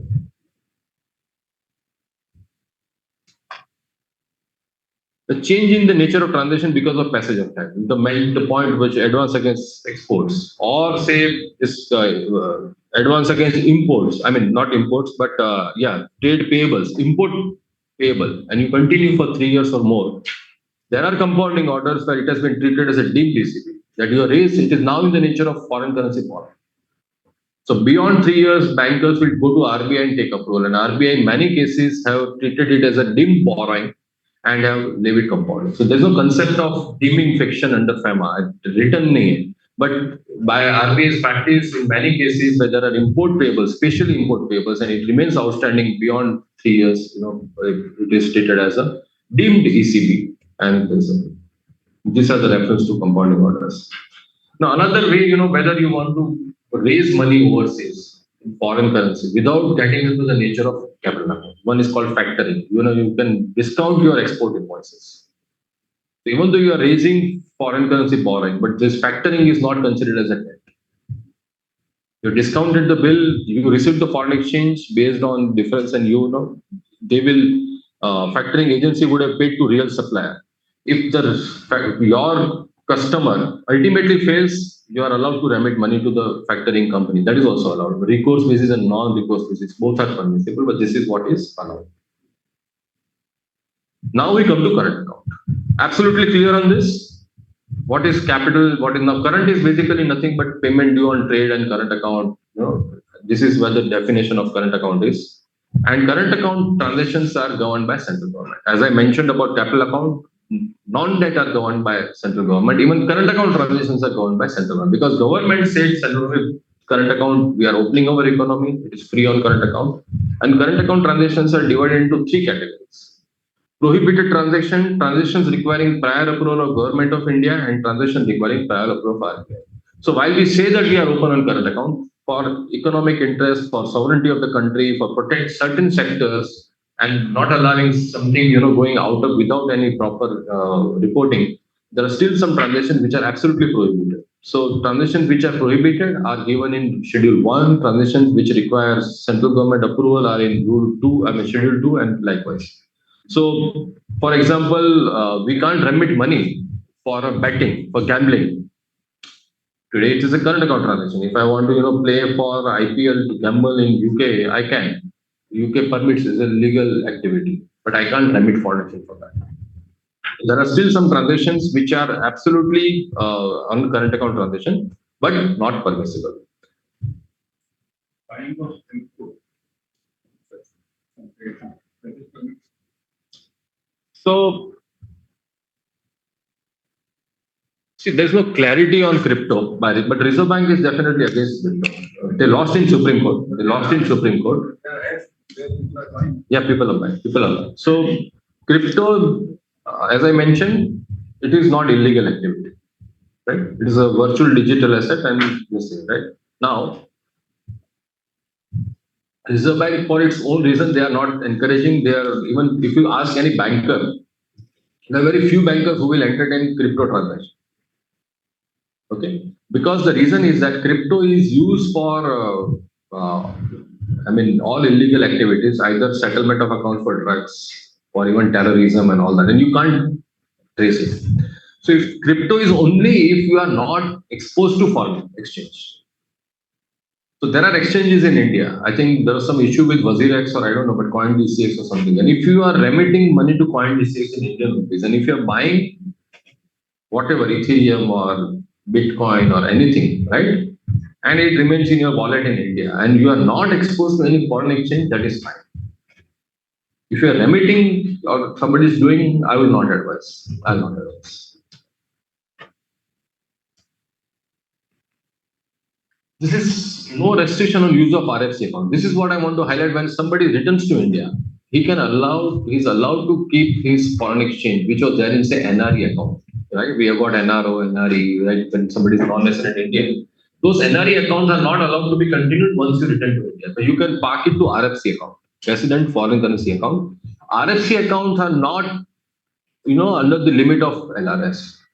So you got funds in RFC, then you can go beyond that, 250,000. This is a list of current account transactions which is prohibited. Lottery winning, riding, racing, lottery ticket, exports, method. So this is a list which you cannot remit. But so there was a interesting, I was observing in 2003 or 4 onwards, the paper lottery, was actually disappearing, and you got these online lotteries and lotto, and you would have seen many things, back. Now these softwares which were initially, or technology which was used for this lottery, was all imported. And I was surprised if lottery is banned. How is this business thriving? And everybody was importing technology. And this import of technology was again legal. It was not so that it was something through dubious approach. No, it was done properly. So what we are saying is that I can't remit money overseas to buy lottery. But when I'm importing a software or technology, it is a current account transaction. So when I import a technology or a software, it is a current account transaction subject to foreign trade policy. I cannot have collaboration with on this lottery or such businesses. In the sense, when I say collaboration, is I can't pay royalty on every sale of lottery ticket, because this will amount to technological collaboration on which is activity which is prohibited. But that's how you have to structure the transaction. I said no. If you can structure something to current account instead of capital account, you can really come out of a lot of compliances. So we'll just pass through this. This is where Schedule 3, which covers liberalized remittance scheme, the much talked about scheme, where everybody is remitting $250,000. This combines capital and current both, liberalized remittance scheme for individual, and this is where, to answer your question, we are partly convertible on capital. When I say liberalized remittance scheme, what I'm doing, I'm liquidating my Indian assets. How will I create my $250,000? I would have got, naturally, I'm not sitting on bank balance. I would have invested somewhere. It could be FDs, it could be mutual fund, it could be equity, it could be residential property, whatever, right? So it is my Indian assets. I'm selling those assets, buying foreign exchange, now going abroad, I may invest those in residential property or portfolio investments. So this is capital account conversion. And that was when we dollar, so $250,000 I can keep there. Now Reserve Bank has become strict that just don't keep money overseas under liberal remittance scheme. Even if you don't have purpose of investing, and if you're not investing within 6 months, you will call it back. But this amendment came in 22. Prior to that, people used to just keep money overseas every year $250,000. Now they've become strict and they say if you're not able to utilize within 6 months of remittance, you will bring it back. So I'm converting my Indian assets to foreign. Currency convertibility was one aspect which I said, every rupee can hold dollar. That is currency convertibility, this capital account convertibility. So this, now a lot of people are, mostly this, the real estate in Dubai, people are buying property there, this is taking a loan and the yield there is not better in more. So there's no issue in terms of any reporting on that. So borrowing is not allowed. Because when you say external commercial borrowing, as I mentioned, it has to be very, very strict regime. So if individual, only private limited and limited companies are allowed to borrow. If you're an individual and you raise foreign currency borrowing, it is not allowed. So there are people have received notices, they will make you sell the property. But what if, so I have a client who was a resident in Dubai, she was employed there, but then she came back to India now, but she had an asset. Then she can continue. That she can. But no one here can create a liability there. No one can create liability. No one can create liability. But there's, as you rightly said, rental yields are very good, and out of rental yields you can pay EMIs, and therefore there's a good return ratio. Funding there. People have sold the structure. There are many foreign banks and people have sold the structure, but all these are under the radar of RBI now, and they've got notices. Not allowed. You can't borrow. Borrowing has to be very, very strict. There's a cap on rate of interest also, how much you can pay. You can't go beyond that. Nobody can write to RBI and say, I want to pay higher interest. No, they will not allow. Nobody. They will not. Very, very, very strict with borrowing. That's how we are saved. When I said, why we are saved, is because of this. Today, if you're allowed to borrow in foreign exchange, you and me, Japan had a negative rate of interest. Right? You would have borrowed. And then suddenly exchange spike where you will go? So bank would like to know. Yeah, it happened. In fact, it happened. The yield went up and suddenly, you see the channel. In fact, there have been cases where people sold dollar exposure and converted it to Swiss franc. Somebody advised them, and I'm talking about 10, 15 years ago, maybe. And franc went up crazy. When entire currency was, other currencies were dollar, pound, yen, were, not moving vis-a-vis rupee, but surprisingly, franc is spiked. So those, once you raise ECB with proper reporting and all that, you are allowed to swap currency. That is fine. But today, individually, you cannot borrow. Partnership firm cannot borrow. LLP cannot borrow. Logically, why should it impact on this foreign exchange? Because I'm borrowing from a bank in Dubai, buying real estate.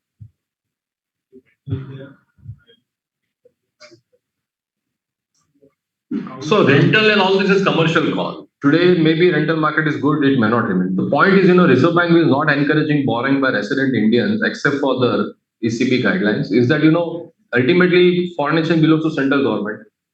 On the day when there's an installment, some property is not fetching any rent, or whatever is glut in the market, downfall, whatever, right? You will go to bank, your bank, give me foreign exchange, there's an installment due. Right?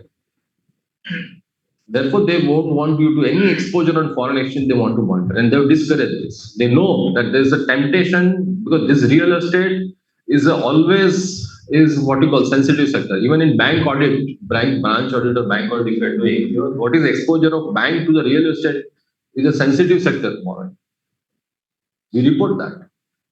Similarly, here, if you are raising investment, I mean, if you're going overseas and raising money, ultimately rental yields are also supposed to be brought back. Unless under LRS I am got a own property with my own funds, I am allowed to earn rentals, but not have a borrowing and pay it out of this. Somebody has a house, resident abroad, he sells it. I was told that he did not bring that there. So if it is bought in the liberalized remittance scheme, okay, and then if I am able to deploy that immediately, then otherwise 6 months have gone, I have to build it. How to build it. Now these are some of the current account transaction. As I mentioned, beyond certain limits, it would require RBI approach. For example, consultancy per project, if it is more than 10 billion US dollar for infra, and if it is 1 million or above for normal consultancy, it requires RBI approval. So in the case we have made a request to the RBI that we have done so, and they have not replied back on that scenario. And then they came with an ED notice or something, and still compounding with the effect of this, we can say that we have already paid an approval, but we have not got any. But without approval, how did you carry out the transaction? Not approval, like we have done, so we have got delayed about these things. We are reporting to you that there is some delay in that part or something that we have requested them, but they have not considered that. Will that supporting document will help us in getting the non-compounding process? That can help you. At least dilute the impact. That is, you are transparent enough and you report it to banker, and then approach RBI. And if banker has not done that, you can have some sort of better relief. But matter it goes to ED, they will have a different approach to deal with the matter. Their compounding, otherwise, in compounding in FEMA is very, very moderate. But when it comes to ED compounding, they look at 300 times only, and then there are challenges. 300%, 300%, 3 times.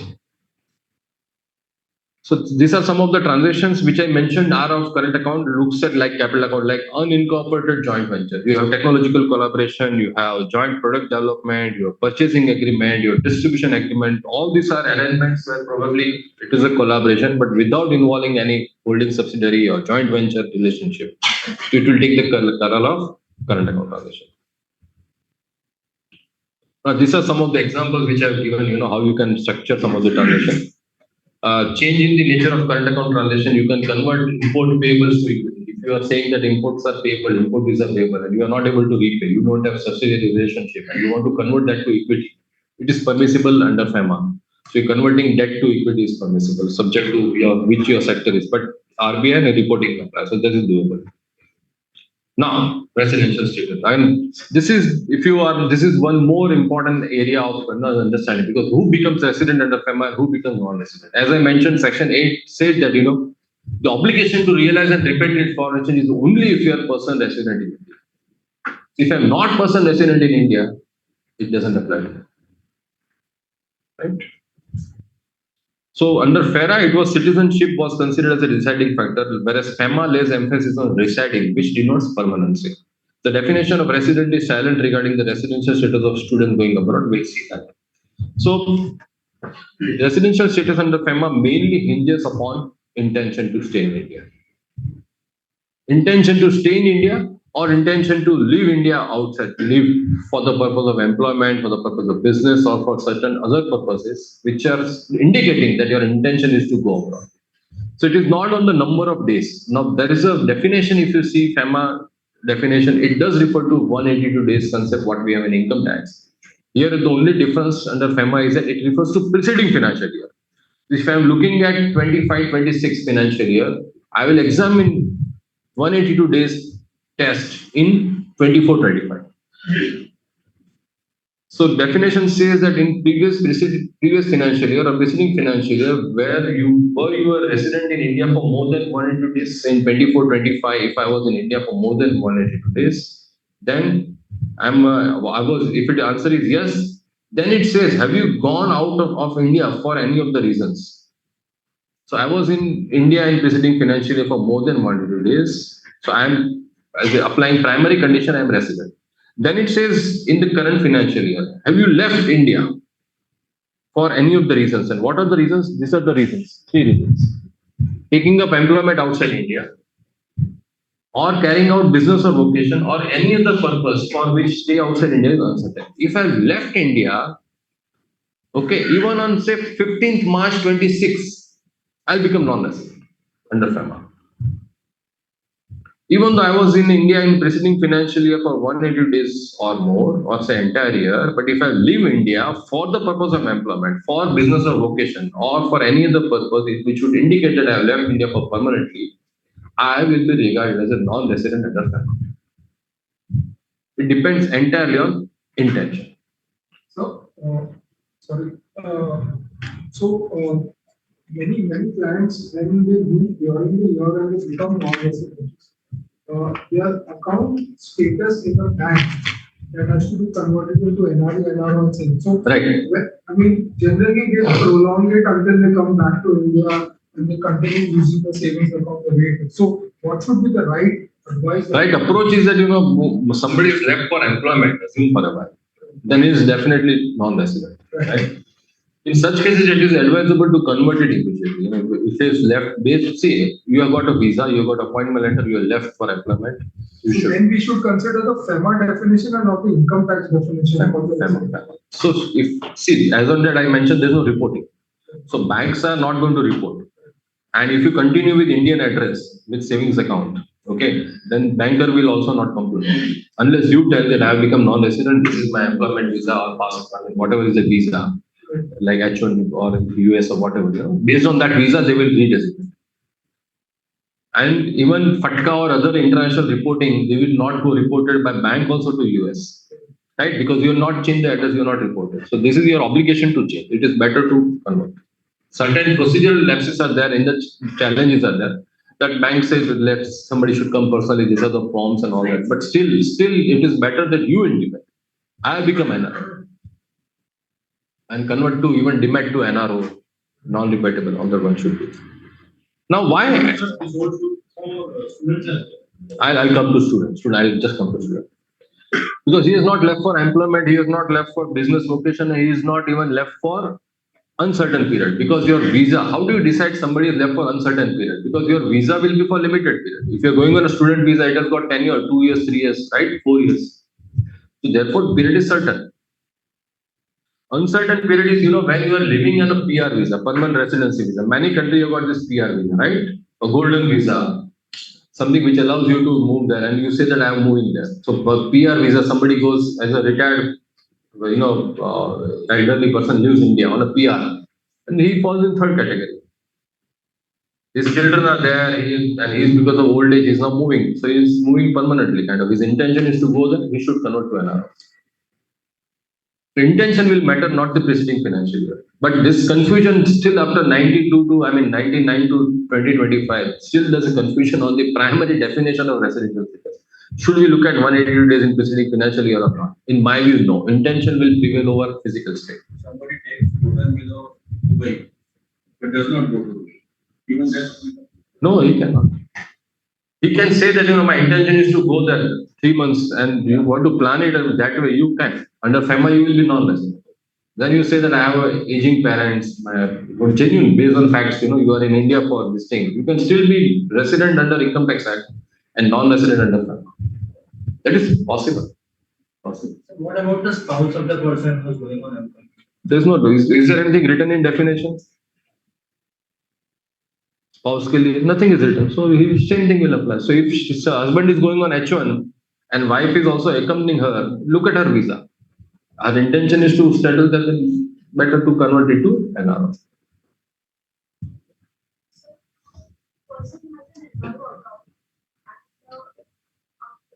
After visiting India, they want to in India for 2-3 years. They still have. So these are the practical situation and facts you have to examine. Like if it was a matter of COVID where many people came back to India, but they had the intention to fly back. Because of COVID, I am in India. So if this is the situation, I can continue. As I mentioned, I am a resident under income tax, but my intention is to go back. I'm working from home for my US employer. Everything is done. And I'm leaving. But if you find that, it is not the situation, then you must convert to a normal amount and resident account. It is all. In that case, sir, for also income tax, she might become a resident. She might need, she will be. That's what I said. You can have dual thing. People have, it is quite interesting when it comes to student. I mean, still there is sort of challenges on student. There's people even, I can say, play around with the student status in terms of treating it as an NRI or resident. So this is clear. Now see why I'm saying that intention will prevail. Why I'm saying intention will prevail over preceding financial year test of 182 days. Look at the RBI itself saying. Now this is paragraph 7 of schedule 1 of FEMA notification 5R. This is the notification which deals with deposit. This NRE, FCNR, SNRR, all these accounts are deposit accounts. And what it says, NRE account should be redesignated at the option of account holder immediately upon return to India for taking of employment or for carrying on business or for, so somebody is coming to India, reverse situation. Reasons remain same. If non-resident is coming to India for taking up employment, he becomes a resident. If you are coming to India for setting up business, you become resident of India. Or you are permanently coming, you become a resident of India. And therefore, the intent, now you don't look at, I was not in preceding financial year for 180 days. Say I returned back to India in April 25. The last 5 years I was in US. If I'm redesignated, I'm in a position here and I'm taking up employment in India, I'm becoming resident from day one. I need not wait till 180 days in current year or preceding financial. That's what RBI says, that you will immediately convert your NRE account to normal account. You will stop NRE account and NRO to normal. So intention in my view still prevails. The challenge is only with respect to buying immovable property. What people did was that, they set up a company in India and the company gave them employment. And they took visa also. Or may not taken a visa, but they were on different kind of visa. And they said that I've come to India for employment. And they bought property in Goa. There were many Russians who created these software companies and IT companies, and they bought the property by the company's name, sometimes in their own name. Because once you are resident of India, you can buy. Now it is not citizenship. Even they can buy property in India, subject to certain nations, Pakistan nationalists and all this. But so government released a press release to say that in such situation, your stay in preceding financial year is a must. So if you want to buy a property as a foreign national, and you are in India, then meet this test, and then you should properly justify that I am a resident here under FEMA, even though you continue with this citizen of say US. Otherwise, your intention will be there. So they can seize the property? Yeah, they can. They will make you to sell to resident Indian citizen of India and take away capital. People, NRIs, there are cases where NRIs bought agricultural land. They wanted to do a dairy business. Somehow things didn't work out and they bought agricultural land declaring himself as a resident. This really happened. The brother, he complained to RBI. That he bought an agricultural land. Matter was sent, he had to ultimately sell it. And So what are the consequences of putting not converted? so if you have not done any misuse of it, then generally by and large it is. But if you created something, say income tax, you would have created exemption. NRA interest exempt because it will not get reported in the AI. I mean, as a 26, no TDS will be deducted. You will not disclose to banker. This is under tax. FEMA, if you have created any misuse, without converted to RFC fund, what I said, then there could be what type of transaction you have taken. It can be. But if it's normal domestic payment and all that, generally not. Generally not. So here we are talking about Companies are, if it is registered and incorporated in India, resident. Even overseas branch, State Bank of India got a Dubai branch. The overseas Dubai branch is resident of India for FEMA. And non-residence branch in India is also resident of India for FEMA. City Bank of India, they are operating as a branch, right? All the foreign banks are operating as a branch under banking regulation. We don't allow subsidiary. Right? We don't allow subsidiary. You will not find Citibank India Private Limited. You will not find that. They all are operating as a branch in India. Right? They are all resident of it under FEMA. Under income tax, they are resident as a permanent establishment. They have become permanent establishment in India for tax treaty. They are resident of US. So when Citibank India, when it pays interest to UK, Citibank India branch making payment of interest to UK. Okay, it's a current account transaction. Why is it? Why is India? Interest is a current account. But which treaty you will apply? US UK. Because it is sex resident of US, not resident of India. Triangular situation. Tax treaty, tax treaty. But under FEMA, overseas branch or non-residents Indian branch, both are resident. Company, partnership firm, established incorporated in India, all are resident. HUF is, there is no clarity, but based on Karta.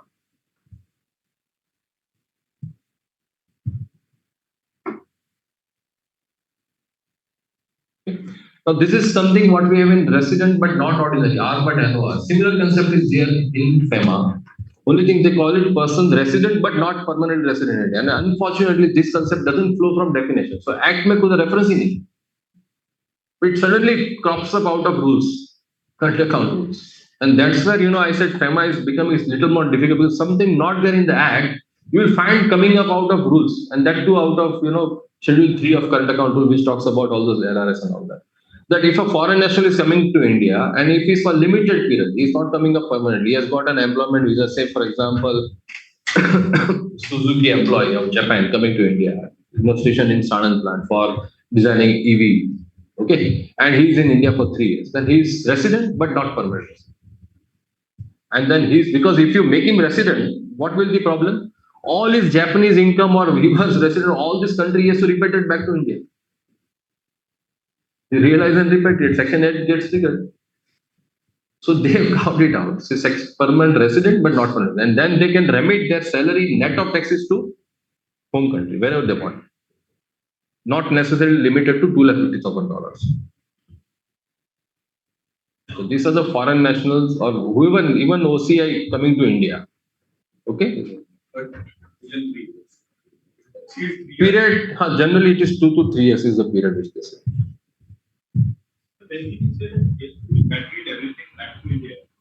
If I'm a resident. That means all kinds of assets that he is also. No, so returning Indian and emigrating Indian, there is some leeway available. There's some leeway. We'll touch upon this part. So this I'm not going into detail about person resident but not permanent resident in India. We'll just skip for the time being. You can the slides I'm going to as such I've shared, so it will come to you, right? Now about student. So this is most important thing, we always come across, what to do with residential status of student. Now, if you look at definition, he has not gone for study, he's gone for studies for not for employment, even though he's allowed to work for certain hours based on university law and most of the overseas universities allow. But still he has not gone for employment because his visa will not be H1 or something if you whatever country, right? He has gone on student visa. Now how do you treat this? So Reserve Bank came out with a direction or circular to say that it is circular 45 of 2003. Now, if you look at while taking up studies, they also realize that students may have to take up job and they will require bank account, blah blah blah. Hence, they said that their stay will be more than 182 days, and intention will also be to stay outside India for uncertain period. They say that it can be. Thus, they can be treated as non-resident. I mean, you don't tell me clearly, am I resident or not? They can be. So it is choice is given to you now. You decide. You want to call yourself non-resident? You can, or you want to treat yourself as a resident. In my view, the primary intention of FEMA is to treat student as a resident of India. But if you want or student himself desires that my intention is to really now not come back to India, in the second year, generally say for example, we take usual cases of MS. If such students go there, they've got 2 years master program. 1 year is completed, second, third semester is over, and you find that I'm already getting a job or something, and his intention is not to come back. Better to treat him as a non-resident. The advantage of once you treat him as non-resident, the $1 million scheme applies. He can repatriate from India $1 million, $10 lakh every year. If you're a resident, then only $250,000. If he's non-resident Indian, $1 million he can take. Got it? So FEMA primarily treats it as a resident. Why? I'm saying so because Regulation 5F6 of FEMA Notification 10R, which talks about foreign currency accounts of person resident in India. I'm a resident Indian. I want to open a foreign currency account overseas. So there are rules and regulations, in certain business requirements and certain things you're allowed to, because as I mentioned, everything has to be brought back to India. Foreign exchange belongs to central government, but government gave certain exemption which subject to this notification, you can keep foreign currency account. The travel agent, there are airlines, there are many things which are allowed for business purposes. There they are saying Indian students studying abroad may open and hold maintain foreign currency account with the bank outside India. On return to India after completion of studies, such an account will be deemed to have been opened under liberalized remittance scheme. Once you say NRS means it is resident account. So their intention is that you treat it as a resident. Another, now look at this language. Individual resident in India studying abroad. This is a literally word I have copied. How can you say resident in India and still studying abroad? You are saying resident in India studying abroad. So for them it is resident in India. But if you want for planning purposes, for you want to buy a property and there's a real intention, see always now guided by the facts. Don't try to change the facts. If that should be the first advice by chartered accountants to plan. Gone are the days when you are trying to fudge with the facts. Today, because of your social media, because of technology, everything, they know much more than what we know about ourselves. They've got so much machinery over, and every country is these days passing on information. So everything is kept. So if you're trying to change the facts and just for the sake of some planning or something, if you're trying to do, one should warn the client. Then it is his choice. But as a professional, it is our job to to tell him the right approach, what is required and what should be done. Because these days repercussions are quite severe. It's not that you are, because if you abide by the facts and you've got genuine approach, there will be some way out, because it will be technical contravention, and technical contraventions are easily complied with. But if you're trying to change the facts, it will not be technical contravention. So this is where, and therefore say that he can raise loan outside India. So if student studying abroad, he wants to reach foreign currency bond out of foreign bank, okay, he is allowed to borrow up to 2,50,000. And the government is saying it is my obligation. Tomorrow, if you want foreign exchange, I'll pay. So that's what. But if you wish to tell him, make him non-resident, you can. Because 45 circular of 2003 says, now returning Indians. The question, if what somebody comes to India and he becomes a resident in India, there is section 6(4) of FEMA which says that whatever assets are created at the time when you are non-resident, you can continue to keep the assets. Right? Section 10 of Income Tax Act is what? Section 10 of Income Tax Act. Exempt. So section 6(4) is exempt. You continue with your foreign assets. You need not repatriate income on such foreign assets. You are a resident Indian, still 8 will not apply. 6(4) will prevail over 8. Subject to those assets which were created while you were non-resident.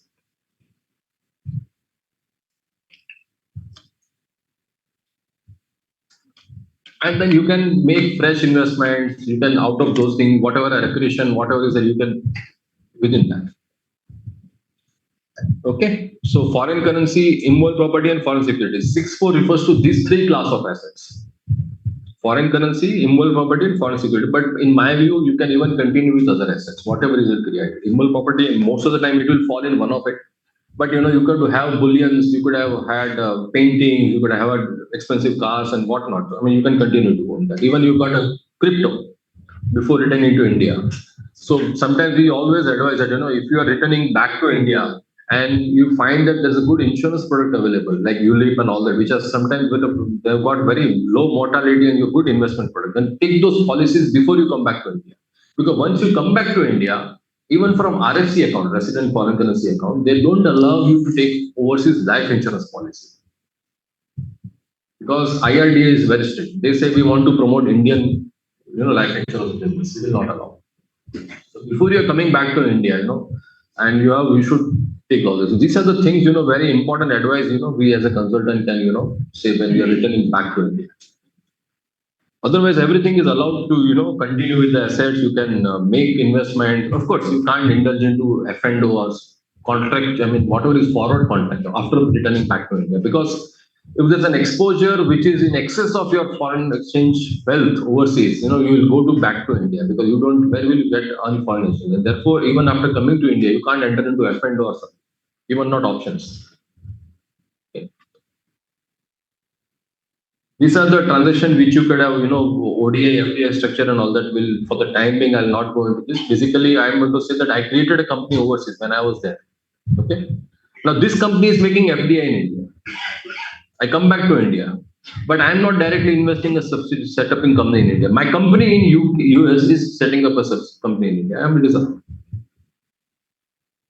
and now it is ODI, FDI structure is now even allowed what we call round tripping. Now it is allowed subject to, you know, genuine business transaction. It is allowed. So this is circular of RBI of 2015, which says, you know, what all things you can continue to own overseas, which I said about 6.4. Insurance policy, what I spoke about. Now look at emigrating Indians. A person resident outside India, reverse, a person is resident outside India, but he can continue to own all these assets. Suppose he is a partner, he is shareholder, all those assets which are there will be able to continue. Just intimate your banker about demat, you know, because he becomes non-resident and then bank savings account will get converted to NRO. There will be tax withholding obligation. So he did 6.5. Even if you are owning agricultural land, before becoming an NRI, you can continue to own agricultural land. Intimate this to RBI through your bank that, you know, I am holding this, I have become NRI, but this is the land which belongs to prior to becoming NRI and can disclose that fact. It will be doable. The ancestral properties also has to be. No, property. Agricultural land, especially because it is not allowed to be owned by NRI. Agriculture, plantation, and farmhouse, these are the things which are not allowed to be owned, purchased by NRI. Otherwise, NRI and OCI can buy real estate. Right? Real estate is allowed, they can make investment in real estate, but they cannot buy agricultural land. So if you are owning agricultural land, it is better. Even if you inherit agricultural land out of upon death, and you are NRI, it is better to disclose these facts to banker. So like Banker will enter to RBI. So your obligation is done. Your obligation is done. That you please report it to RBI. Write a letter. And then constantly follow twice or thrice. They have, it is their obligation to refer it to RBI. And then you again remind them after 1 month, 2 months that, you know, have you reported to RBI? Is there any reporting requirement? Please guide me. Throw ball in their court. And repeatedly do that. Then you have done your duty. I know they will not even report, but it is your obligation to inform them to repeat it. Do that. It is only for agricultural lands. The rest of the assets are not to be reported. Right? Agricultural land, tomorrow if you are selling, you know, if NRI wants to sell, there will be challenges. Now since these transactions are reported to RBI, and if the RBI is reported, at the most you can even write to RBI. There's a FED department, you write and mail to RBI. Okay. Write to RBI also directly. At least they will know that this is the thing which is reported, and then when sale takes place, it will be far more easier.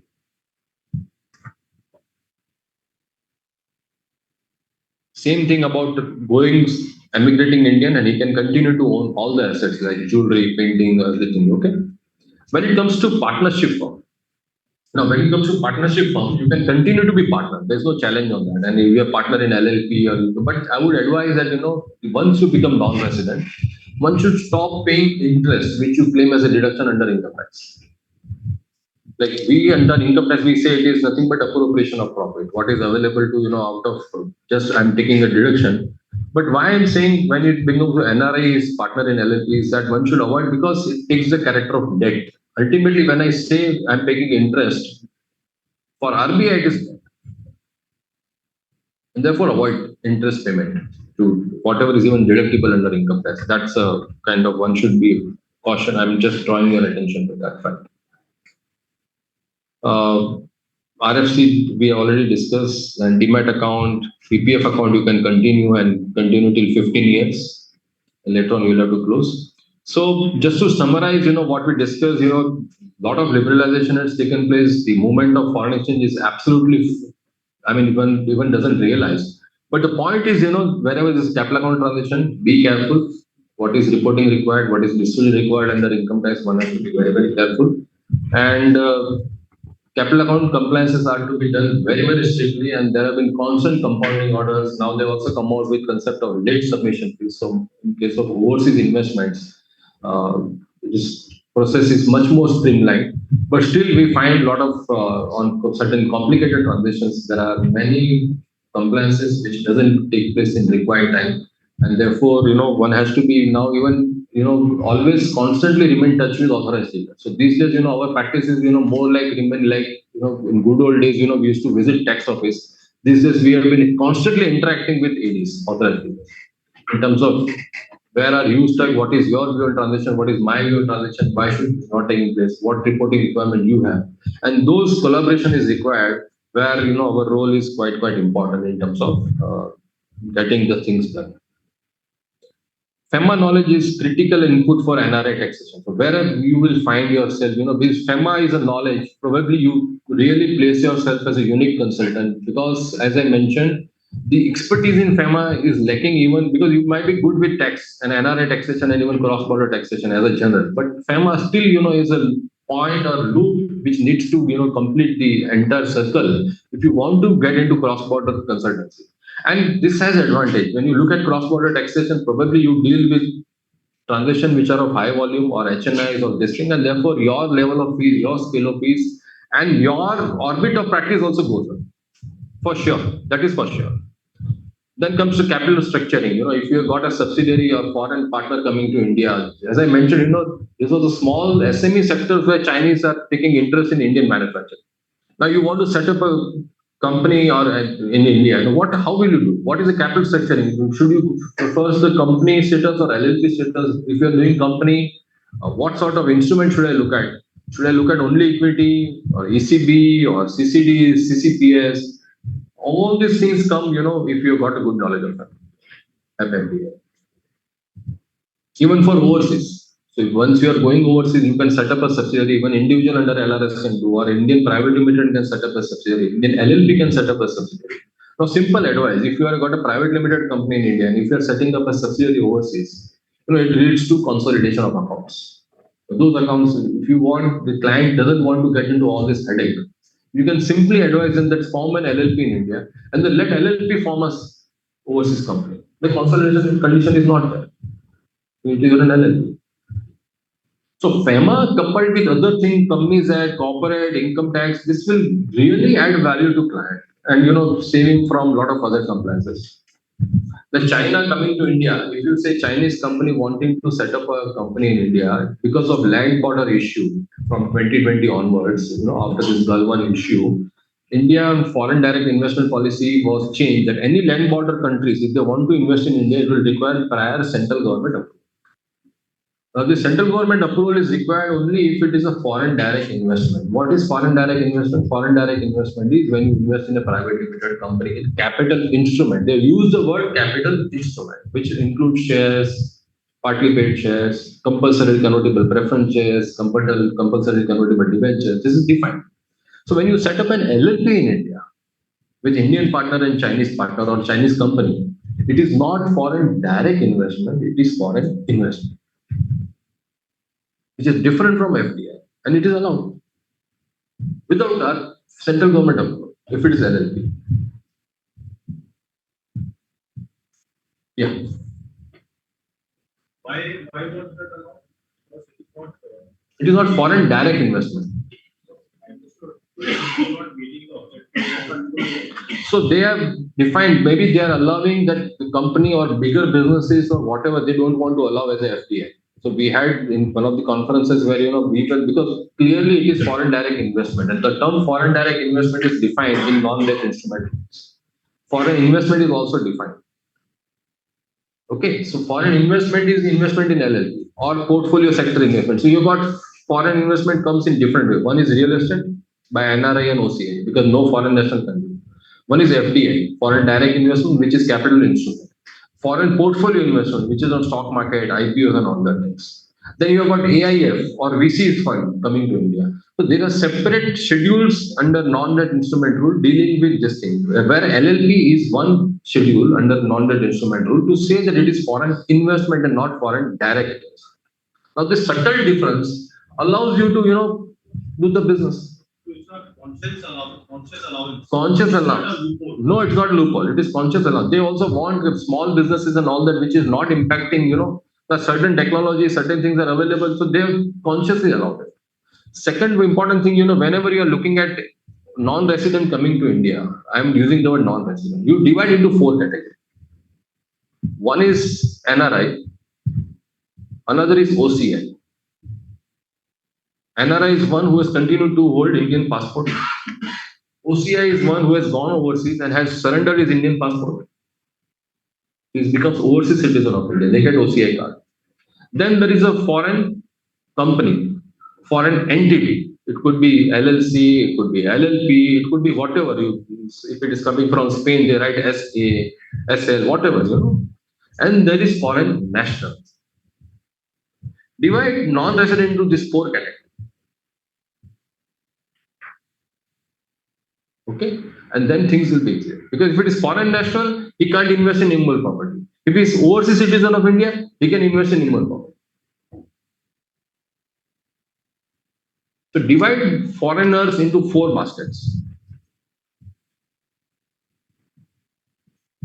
Right? So venturing overseas. Now, if you want to venture overseas, a lot of opportunities are available. You go to any country, how overseas investment rules are there.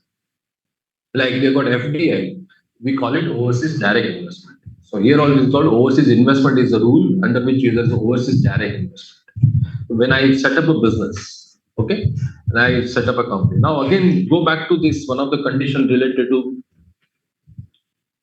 residence. I just want to draw your attention to this part.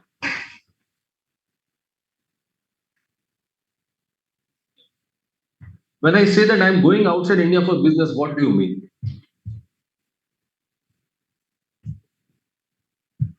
What do you mean by going outside India for business? You as an employee of company, if you are going outside, or I as a business, I go outside India for business and I remain 6 months overseas. Under income tax, I'll be maybe NRI. Have I gone for business? When I say I've gone for business, means I'm going there on PR visa or some visa which allows me to set up business overseas and not going where my business is running in India. I'm going for exploratory tour. Got your point? If I'm a travel agent, I'll be 8 months outside India. I'm running a travel company in India and I'm constantly traveling. It's not going outside India for business. Always look at what is the visa on which somebody is traveling. This gentleman cannot be regarded as a non-resident under FEMA. He did not convert all these accounts to NR or NRI. And I'm not left for India for business. My business is in India. That's where section 9 of income tax act, source. Where is my source of income? Where is my source? Source is in India and I continue to be. I'm outside India is not for business. I'm not left India for business. I'm outside India but still not left India for business. So these are the things you should understand and apply. You can get very much clarity. Manoj sir, sorry to disturb you. Yeah. If you can cover somewhere, basically, the pattern. How do we charge the client? What are the charge out rates? Okay. Generally in the market. See, if I want to Okay. start, another problem is that I don't know what to charge to the client. Like, Okay. should I, for example, 15 CSCB, somebody is charging 1,000 and somebody is charging in lakhs of rupees. But in FEMA consultancy, how one should calculate or what one should charge, what are the rates which are going on in the market? Okay. Okay. Yes, sir. So FEMA, got it. Yeah. So having gone through the areas where you can, now there comes a FEMA compliance, which is linked to chairman's request also. So basically, FEMA will get involved in one is structuring and all that, which is it is an advisory part. Now something I shared Chinese company wanting to set up and you crack this thing that you can do LLP, otherwise there's a land border approval. This is something quite value added, and it comes out of experience, out of you investing. Now today the title of the series is Bhagyoday, but you are all doing Purusharth here. Coming here on Sunday and spending your time, so Bhagyoday will give benefit to only those who are doing Purusharth. It is right now.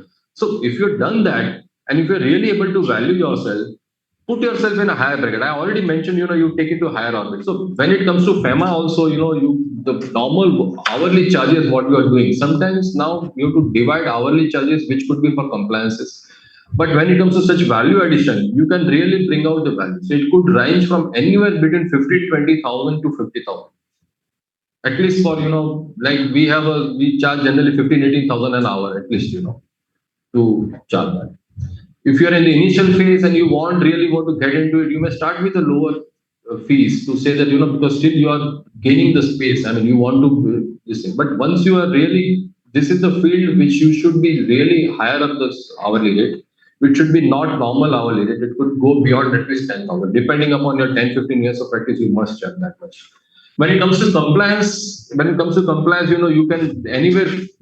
Today, what has happened that other professions are also getting into this compliance, which I've listed here: inbound, outbound, ECB, SOP, and all that things. When it comes to prior approval, definitely there's an art in terms of drafting application and bringing the facts, discussing with authorized dealer, and constantly remaining in touch with authorized dealer. As I mentioned, these days our time mostly gets spent out in convincing banker in terms of our view that this transaction does not require approval. We had a case where we insisted that this transaction definitely does not require approval, and what is happening? Bankers are not taking matter to RBI, like you mentioned. They sit on it. After 6 months, they said, "Nah, what you were saying was correct. Your view, and we are not raising. We are not going to RBI." So we had to charge them accordingly. So even if the consultation charge could be anywhere 15,000 to 50,000 to 1 lakh to 2 lakh to even 5 lakhs, because it depends entire structuring. What the slide which I refer to, capital structuring. If you avoid your clients even to consolidation of accounts, is a big relief you have given. He's not interested in doing consolidation unless he has planned for IPO and all that. So you gave him LLP idea. So when you are setting up LLP and doing you inbuilt here this advisory part also. Right? So whatever is advisory in nature, one should really come out and bring it to the notice that if you are not able to charge in the initial phase in terms of direct advisory nature, at least you build in the compliance part. That this is what we did and this is where the value addition is. And then they also appreciate. So when it comes to even NRA taxation and all that, if you're doing filing returns, these are the advices which you have to keep it in mind, even though it is like a retainer for them because they pick up phone and call you any time of the day. This is happening, but you can keep a track and at the year end when you are raising the invoice for even filing return, you increase the fee accordingly. And off late, there is a change. So people do realize this good consultancy because there's always shortage of such professionals who can combine all this tax, FEMA, and even corporate law. And this amalgam is a really will place you in unique position. Because as an auditor also, sometimes it may be difficult because you are raising more bottlenecks for them. Like you should take an RBI approval and all that, which is where compliance there could be challenge. But if it comes to tax and other advisory, definitely one should command people. Definitely. The ranges depending upon your scale and your time spent and all that. But these are the compliances where every inbound investment will require compliance, filing form, valuation, and other reporting requirement. Then there are annual compliances, something like you have to file form FLA, foreign liabilities and assets return. Many of you might be aware, which is called foreign liabilities and assets. Every company, Indian entity having a foreign investment has to file FLA return, FPL. This is annual compliance. Similarly, there is APR, annual performance report. Every Indian individual or Indian entity having overseas investment, they have to file annual performance report. So these are the annual compliances. Then there is the ECB monthly form. So these are compliances where probably you will be involved not in just compliance, but in terms of regular interaction and your involvement. Secondly, you may, even if you're drawing a letter of engagement, you always keep a scope that if there is this many hours and goes beyond it, you will have always liberty to increase the fees. Because these days it takes more time to convince authorized dealer and bankers and getting the transaction on record with RBI. So especially those cases which are pending or there are some pending compliances and to bring it in streamline, it is taking a lot of time. So all this capital current and all that, as you get into it, this does offer a lot of good opportunity. And more so, it is really fascinating how the world is, moving, and you just try to understand. You really get the pulse, for this thing that we see Chinese people coming to India, selling goods to India. This will happen increase, and Indian going to abroad. Like if you in Bombay and Maharashtra will have lesser number of FDI as compared to Bangalore. If you're sitting in Karnataka, you will find more FDI coming there because there are IT companies, the venture capitalists, the new ideas. This is a IT hub of India. Maharashtra is a part where probably you will find more overseas investment. We do a lot of work on overseas investment sitting in Mumbai because people want. So then later on get into tie up with overseas consultant. Those who can set up company in UAE, those who can set up company in US. So this sort of collaboration also will get an, as in you get into the field, you get an idea, and then you have this collaboration, reciprocal collaboration of incorporating Indian companies for them. You refer clients to them, and whatever is times wise. So these all the opportunities which really comes out of that. So cross-border, because India is integrated, entire world economy is integrated, and you cannot remain aloof. You say that I am practicing tax and don't have exposure to NRI. It is impossible. So this is where when it comes to NRI, the FEMA is a must because the kind of nuances are there in FEMA. Sometimes you cannot. Like for example, student is a classic case where if there's no clarity on what to do, we are not giving justice to our client, right? So this knowledge is that much essential, at least at even NRI in individual level, leave apart corporate. Yes, Chairman, sir, anything else you want me to cover? Do tell me. So these are the compliances. Sir, Yeah. as you just mentioned about collaboration, if chartered accountants from India, they get an opportunity to collaborate with a legal firm somewhere in Europe. So considering the code of do you think that's You can have, I don't think there is any wrong in terms of getting into contractual collaboration. It's not a partnership. It's not a partnership, either contractual or referral collaboration in the sense that, I have a client and you will help our client in setting up a presence overseas. And then you build to that client, there should not be an issue. I think referral fees can have a disciplinary action issue, maybe, I don't know. But based on your advice and your involvement in transition, because a lot of work is done in India. A lot of advisory work is done in India in terms of who will be partner, why, which entity to set up in India, which will go overseas, this type of things. So this is required. So recently we got a case where somebody wanted to go into Spain, setting up a bottling plant there and distribute it to Dubai. It's not very big company, it is an SME sector company, but these are the opportunities which crops up when you get into FEMA. And another opportunity could be, sitting in Mumbai, probably B2B. So today, our firm does a lot of referral work for another chartered accountants, CA firm, because they bring matter to us rather than B2C. Yeah. So that is how all things are possible because, all said and done, Bombay and Western region is Western region. The kind of knowledge sharing is happening here and the exposure is here. And tier 2, tier 3 cities are flush with funds. We have seen cases where person from Indore wanted to spend more than $250,000 just to get Portuguese visa, said, I want this visa. I don't want to waiting for this Shenzhen visa. I want every year vacation. Now give me a solution. So we feel Bombay, but the wealth is not now limited to India, but at the same time, there is a knowledge sharing and the kind of exposure, which is not so much there in tier 2. It is there, I don't deny. But the point is that, we sitting in Mumbai or whoever, point is knowledge is not restricted. Only thing and beauty about CA profession is, we are quite benevolent when it comes to sharing. I mean, this is absolutely, we all have learned out of when I started FEMA, it was out of my seniors, who used to come up with. So this is how you learn and share and get into this. So, yeah. You cannot generalize. You cannot, because see, it depends on trade exposure transition. Now there's a company which is absolutely into merchant trading transaction, doing export import without high C sales, what we call. Then somebody calls FDI in India, somebody goes ODI in India. But it could be it will be very difficult for me to benchmark anything. Depends on volume, scale, and all that. But health checkup, because if the FDI was done say 15 years ago, then you'll have to see whether all the FLA returns are filed or not. So you.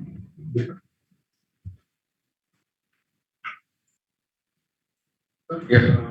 Regarding this code of conduct, like, can we use marketing outside India? Marketing, yeah, this was something, because.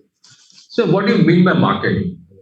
How many of you have heard the name Bhattacharya for heart surgeon? Dr. Bhattacharya? You have heard. How many? Any other good doctor? Right? So, when it comes to professionals, my funda is that, what is marketing? So, there are two aspects to any practice. One is research and one is marketing. What I did today is marketing. I've definitely marketed myself. I've definitely done it. Without, I have no doubt on that. When it comes to FEMA, I don't doubt. I've marketed myself. I've demonstrated my knowledge to you. I have not demonstrated information. Information to sabhi ke paas hai. That's why I said initially, AI ko dalo, AI answer dega. I have demonstrated my knowledge to you. And professionals, whoever may be, in whatever field, your ability to demonstrate knowledge, then that brings trust into the consultant. How do you do that? How do you do that? Is only, in my view, is only if you write or speak. Today, if I release ad in ICI journal, WRC journal, assume for a while it is allowed that, Shah and Modi my firm is available for FEMA consultancy, nobody will come to. I tell you, nobody will come to. More the higher the orbit of practice, more specialized knowledge, such marketing will not work. Even if I release ad on Economic Times front page, spend 50 lakh rupees, doing blah, blah, blah, nobody will come. It's only if you are ability to demonstrate your knowledge.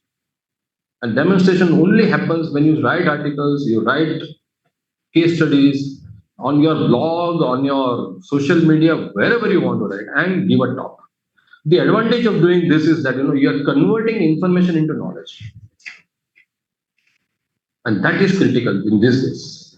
Information is enormous, enormous. How much portion you are taking it out and really converting into knowledge, which gives you more satisfaction that you have understood something and you have achieved something, rather than getting into monetary aspects. And that knowledge, when you share, because you will raise me 5 questions, and when I'm testing myself. So today the most beneficiary part is me, not all of you. When I prepared for this, I'm repeatedly preparing for this. I mean, I'm doing this is my passionate subjects I'm doing, but the biggest thing is, if you want really to scale up in any subject, write or speak. I tell you, there are headhunters in such type of conferences. I've really seen people coming from Big Four. The participants at conferences asking intelligent questions based on discussion and grasping, they were hired immediately. How much inquisitive you are, how much you want to get into it, how much depth you want to get into it. And having qualified as chartered accountant, we are above average. The only thing is it requires some sort of zeal and to get deeper into the subject and try to explore more and more. Things are quite easy. And subject is not difficult. I can tell you, subject is not difficult. There is a taboo, mental, psychological block which we all create. If FEMA had, dar lagta hai, but nothing is there. I was like one of you sitting all these things. It is only when you start learning, getting into it, things are very, very simple. It's not difficult subject to crack. If I can crack, all of you can crack. That's what it is. I'm not a rank holder. I'm not any big, I've not got any background to do that. But everybody can make its own future. Ultimately, you are the decider. You have to decide what field to get into. If I may ask, probably the personal question, what was your gestation period? Gestation period for FEMA, it was at least 3 to 4 years. We had client for compliance. We had one client only, that's what I said, sometimes when you start doing your Purusharth, the destiny वो कहते कायनात का when you start doing it आ जाता है तो कुछ काम आता ही है. So we were collecting RBI circulars and doing all these jobs without any work. And suddenly this person came that I want to start a subsidiary in Indian pharmaceutical. We only knew that there is a form called DIN, which is to be filed.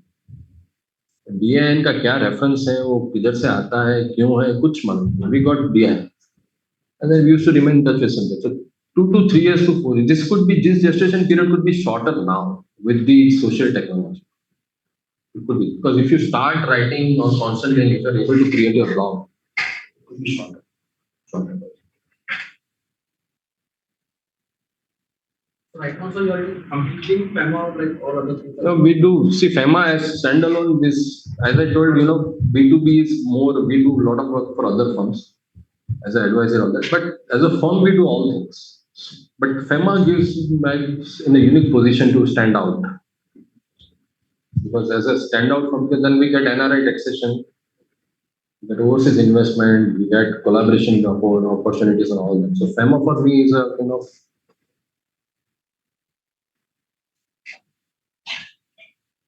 So, yeah. Like if an individual is becoming a shareholder in a foreign company, what are the compliances to be done in the regular course in India? So before becoming shareholder, before emitting money only, you should have done the compliance. Thereafter that APR form, annual performance report. Even if like company is government, still you have to do that? Yeah. So if you are a ODI, overseas direct investment, right, that is required. If you have bought a shares of on a portfolio, then not. But if you are got a private limited company overseas or LLC, where you are invested as a business venture, and then if you are holding, now there's a change. If you're holding less than 10%, then no problem. But if you're 10 or more, it's required to file APR. Yeah. So my question is, so a lot of NRI clients who obviously have a lot of assets in India and they are obviously the generation is there. They want to protect that asset now.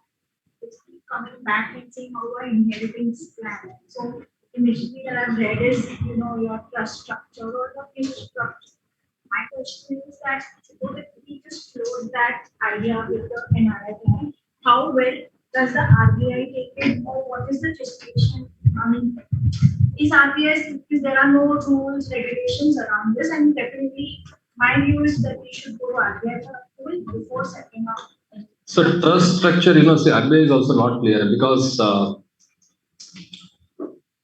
firstly, it is not a person under in FEMA also. It is not under income tax also, right? So we have to look at the time when I set up the trust. Okay, set up the trust, and if it is a discretionary trust, okay, you got NR.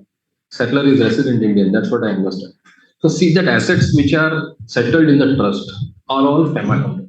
What do you do? That means you will not transfer agricultural land, right? So whatever assets I'm transferring, if they are FEMA compliant, and try to ensure the trustees are resident Indian. Okay. Now the structure you should first inform your banker also that this is what the trust structure we are trying to settle. This is where the bank account we are opening. This is the list of assets which are going to settle because tomorrow if there's a distribution is to take place, then all the limits and everything will come into force and 250 or current income, whether it can be repatriated fully and all that. These are the issues which are. So if you are at the time of one has to see that I am able to set up the trust. Okay. And my passing of RBI approval is at the time of distribution. At least my setup part is clear so that inheritance, whatever issues they have, in terms of protecting Indian assets out of estate in UK or US. Right? So those things, if it can be taken care at the time of setup, and we are compliant with FEMA and fully transparent with bank, and trying to keep trustees as Indian. My approach is that my view is that when it comes to trust, the status of trust under income tax will depend upon residential status of beneficiaries. Residential beneficiaries. If it is discretionary trust, it is taxable at MMR, settler is resident Indian. But assume for a while that trust is also, residential status of non-resident beneficiaries also will impact, especially in foreign trust. Reverse case.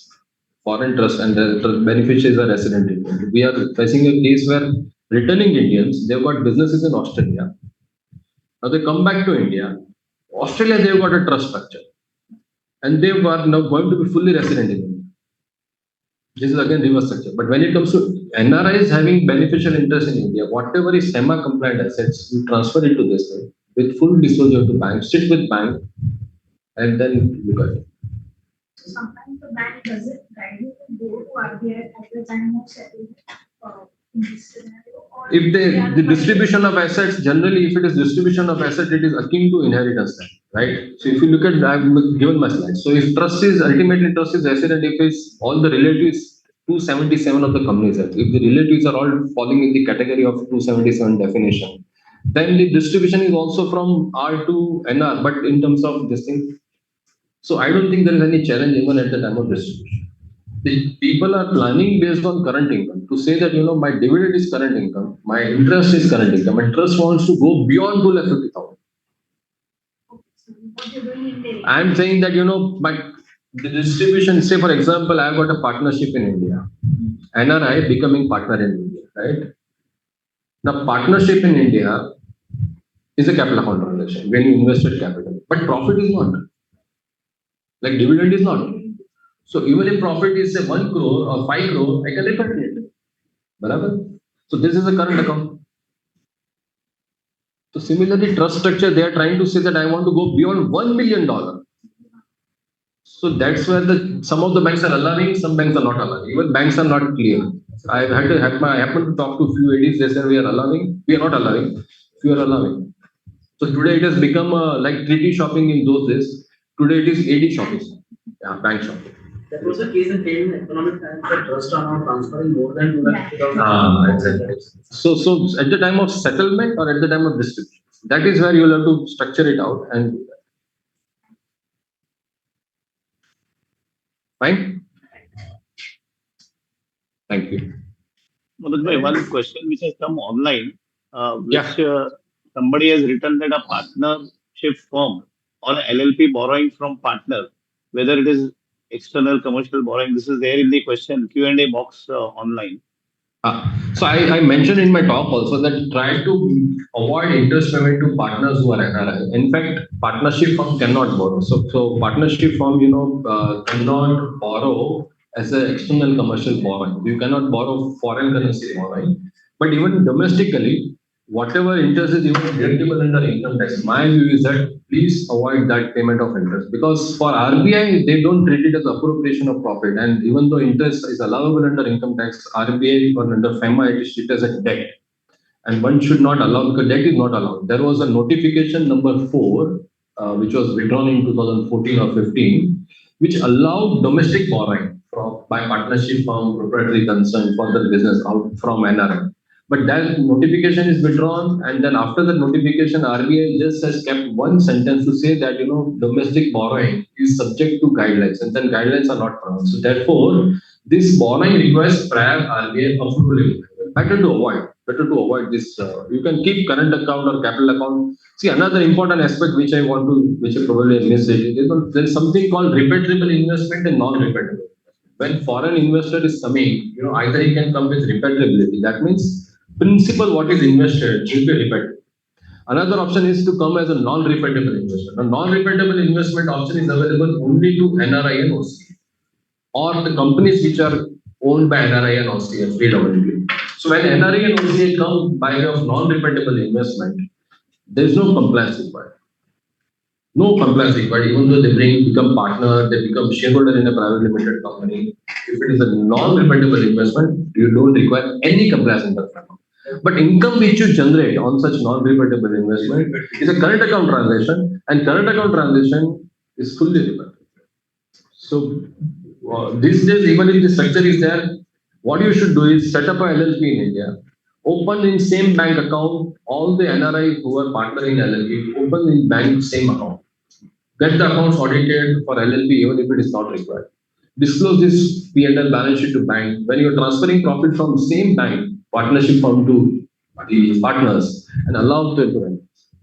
So if you bring that into confidence and structure it properly, you will be able to repatriate even more than $1 billion. But you need to say that because of COVID notification is withdrawn, so now NRI cannot give any loan to any individual. It will require approval. No, you cannot give any loan except to relatives. It is foreign currency borrowing, but no other approval cannot. No, approval will not come. Is that making the fund from NRO account still? Still. It is a borrowing. But it is happening, sir. It is actually happening. So when you make repayment to that NRO account, that could be challenged. When you ultimately you are taking back money, to NRO account, this bank will ask credit in NRO. What is this nature? I think so they are not even. So fine, but there is a contravention. Yeah. Parents from India, only one daughter is here in America.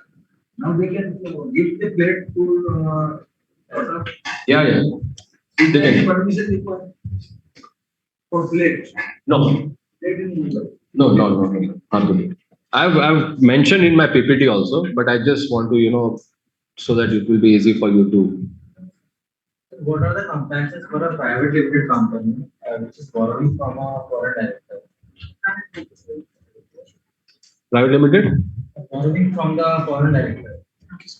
No, it will be ECB. It will be ECB only. And if you ECB ke liye, there is a detailed guideline where the director is not, the shareholder should hold at least 25% equity.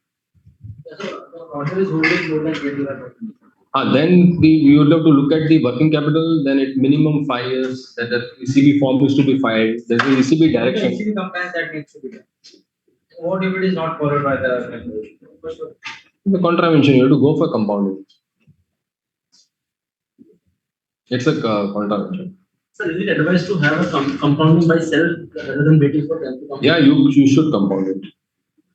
You can compound. Give a discount to that. Huh? No. There's no discounting. You get tea and biscuit when you attend compounding. You're treated well. And this is online, most of the time online. And they have got ready metrics. So it's a good thing about compounding is that absolutely it is non-subjective. It is purely objective. And if you have given your facts properly, probably when you appear for compounding, this is even online, probably they would have made up their mind based on metrics, which is available in public domain. That's why I'm saying it is more objective. So it's not so that Manoj Shah appearing for compounding, you will be charged differently, and you appearing for compounding, you will be charged differently. No. It is they look at the genuineness of the transaction, and they mainly look at the conduct of the parties and the company or representatives and all that. And they are 99% the work is done, it is merely formality with. And the volume is also material. The volume is some of the old transactions are not under LSF, late submission fee. Therefore, even for small transaction, technical contravention, delay in filing, what we file in MCA portal, delayed filing, these are matters which are going for compounding. So it's a very smooth process. It's not. So the borrowings which are done by the company is from the income that is generated by in India. That is what will happen. Come again? On the Ruja director, he's also earning in India and he's giving the money or loan to the company, to the private limited. That is one borrowing that he is doing. Second is he's directly paying from the foreign. So everything is borrowing. It is from non. Both are considered. Both will be considered. So borrowing doesn't have repeatable and non-repeatable. It is rupee borrowing, but for it is moment it is borrowing from non-resident, it is to be compulsorily ECB. So you distinguish between rupee borrowing and foreign currency borrowing, but it is a contravention unless this ECB compliance is not. So either go for compliance, convert it to equity or CCDS or CCD. See, if you looking at, you could have, if it is a short-term thing, what I mentioned about placing deposit as an NRE, I said in the presentation. This director should have taken income in India, kept as an NREFD, and allow company to borrow. This is a domestic transaction. Specifically, I refer to this type of situation where company is in need of short-term funds and you don't want to get into borrowing. Rate of interest will be a bit higher. NRE interest will be exempt from income tax in India. He enjoys repatriability fully, and this is a domestic borrowing between company and bank. What is the role of the auditor in case the transaction has happened? The auditor has not reported this or it has, no compliance has been done. What is the role of the auditor? I'll not be able to answer properly in the sense I am not an expert on audit, to be honest. But you should at least bring this out facts to client. Tell the clients to report it to AD and approach for RBI for compounding. At least if you are able to place this on record that client has taken these steps to regularize the transaction and then going for compounding, and then draw out the exposure on compounding fees. So, and that provision you should get it. This is the exposure which I am forcing, which is contingent liability or whatever. Make a provision that this is where the contravention has taken place. Company is in the process of noting then compounding. I sought an opinion of expert, and this is the exposure which is. Yeah, I think you have done your duty. I think right. Manoj sir, Yeah. any course which you recommend if someone wants to start practice in FEMA, you did refer a couple of books or you made reference of them, but any course which one should think of I doing? think ICAI has done some course in past also. I think the series are because today what we gave an overview.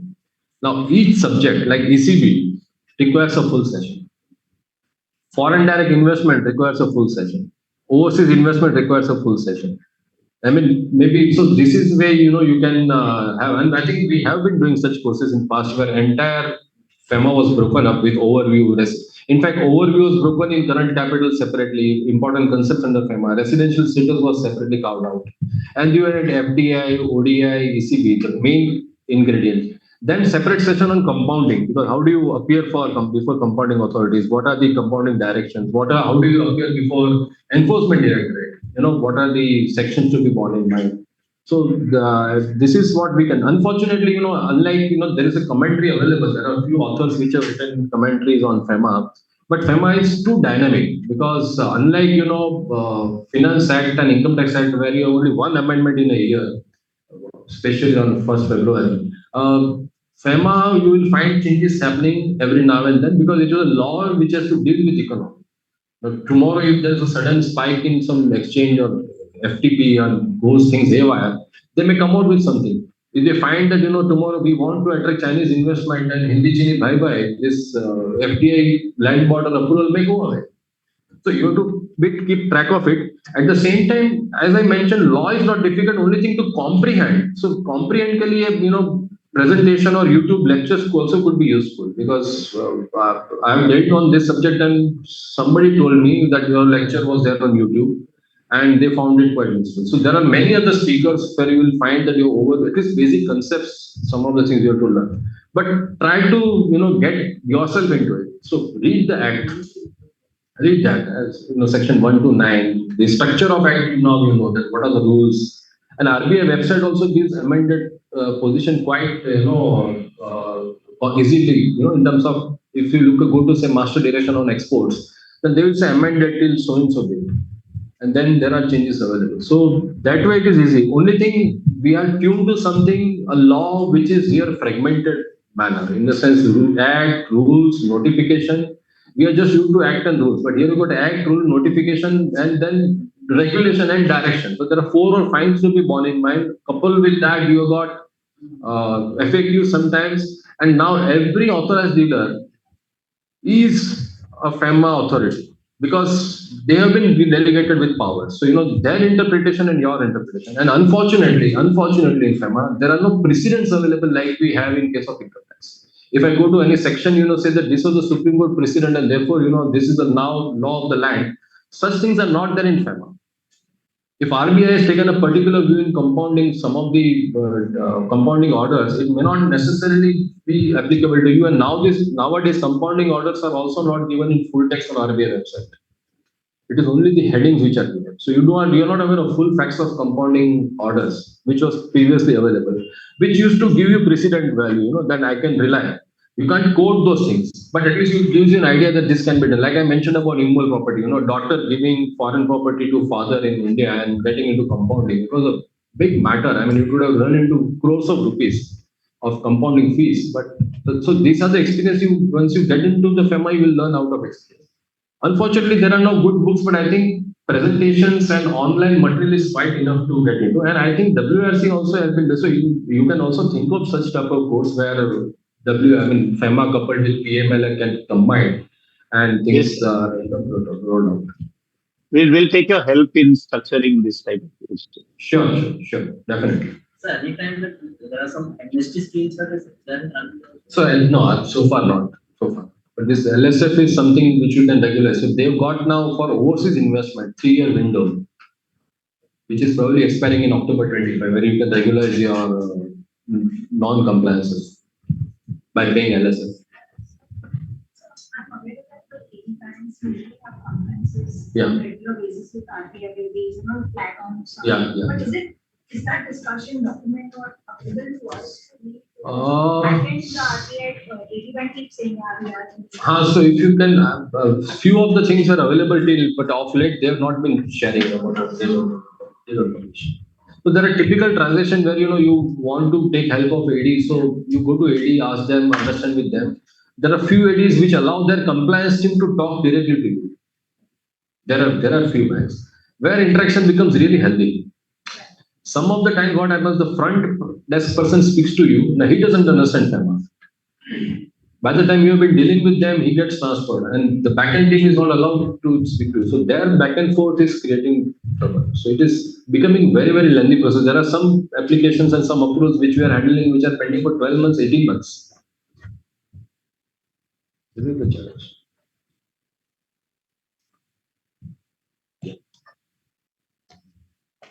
Okay, thank you. Thank you so much.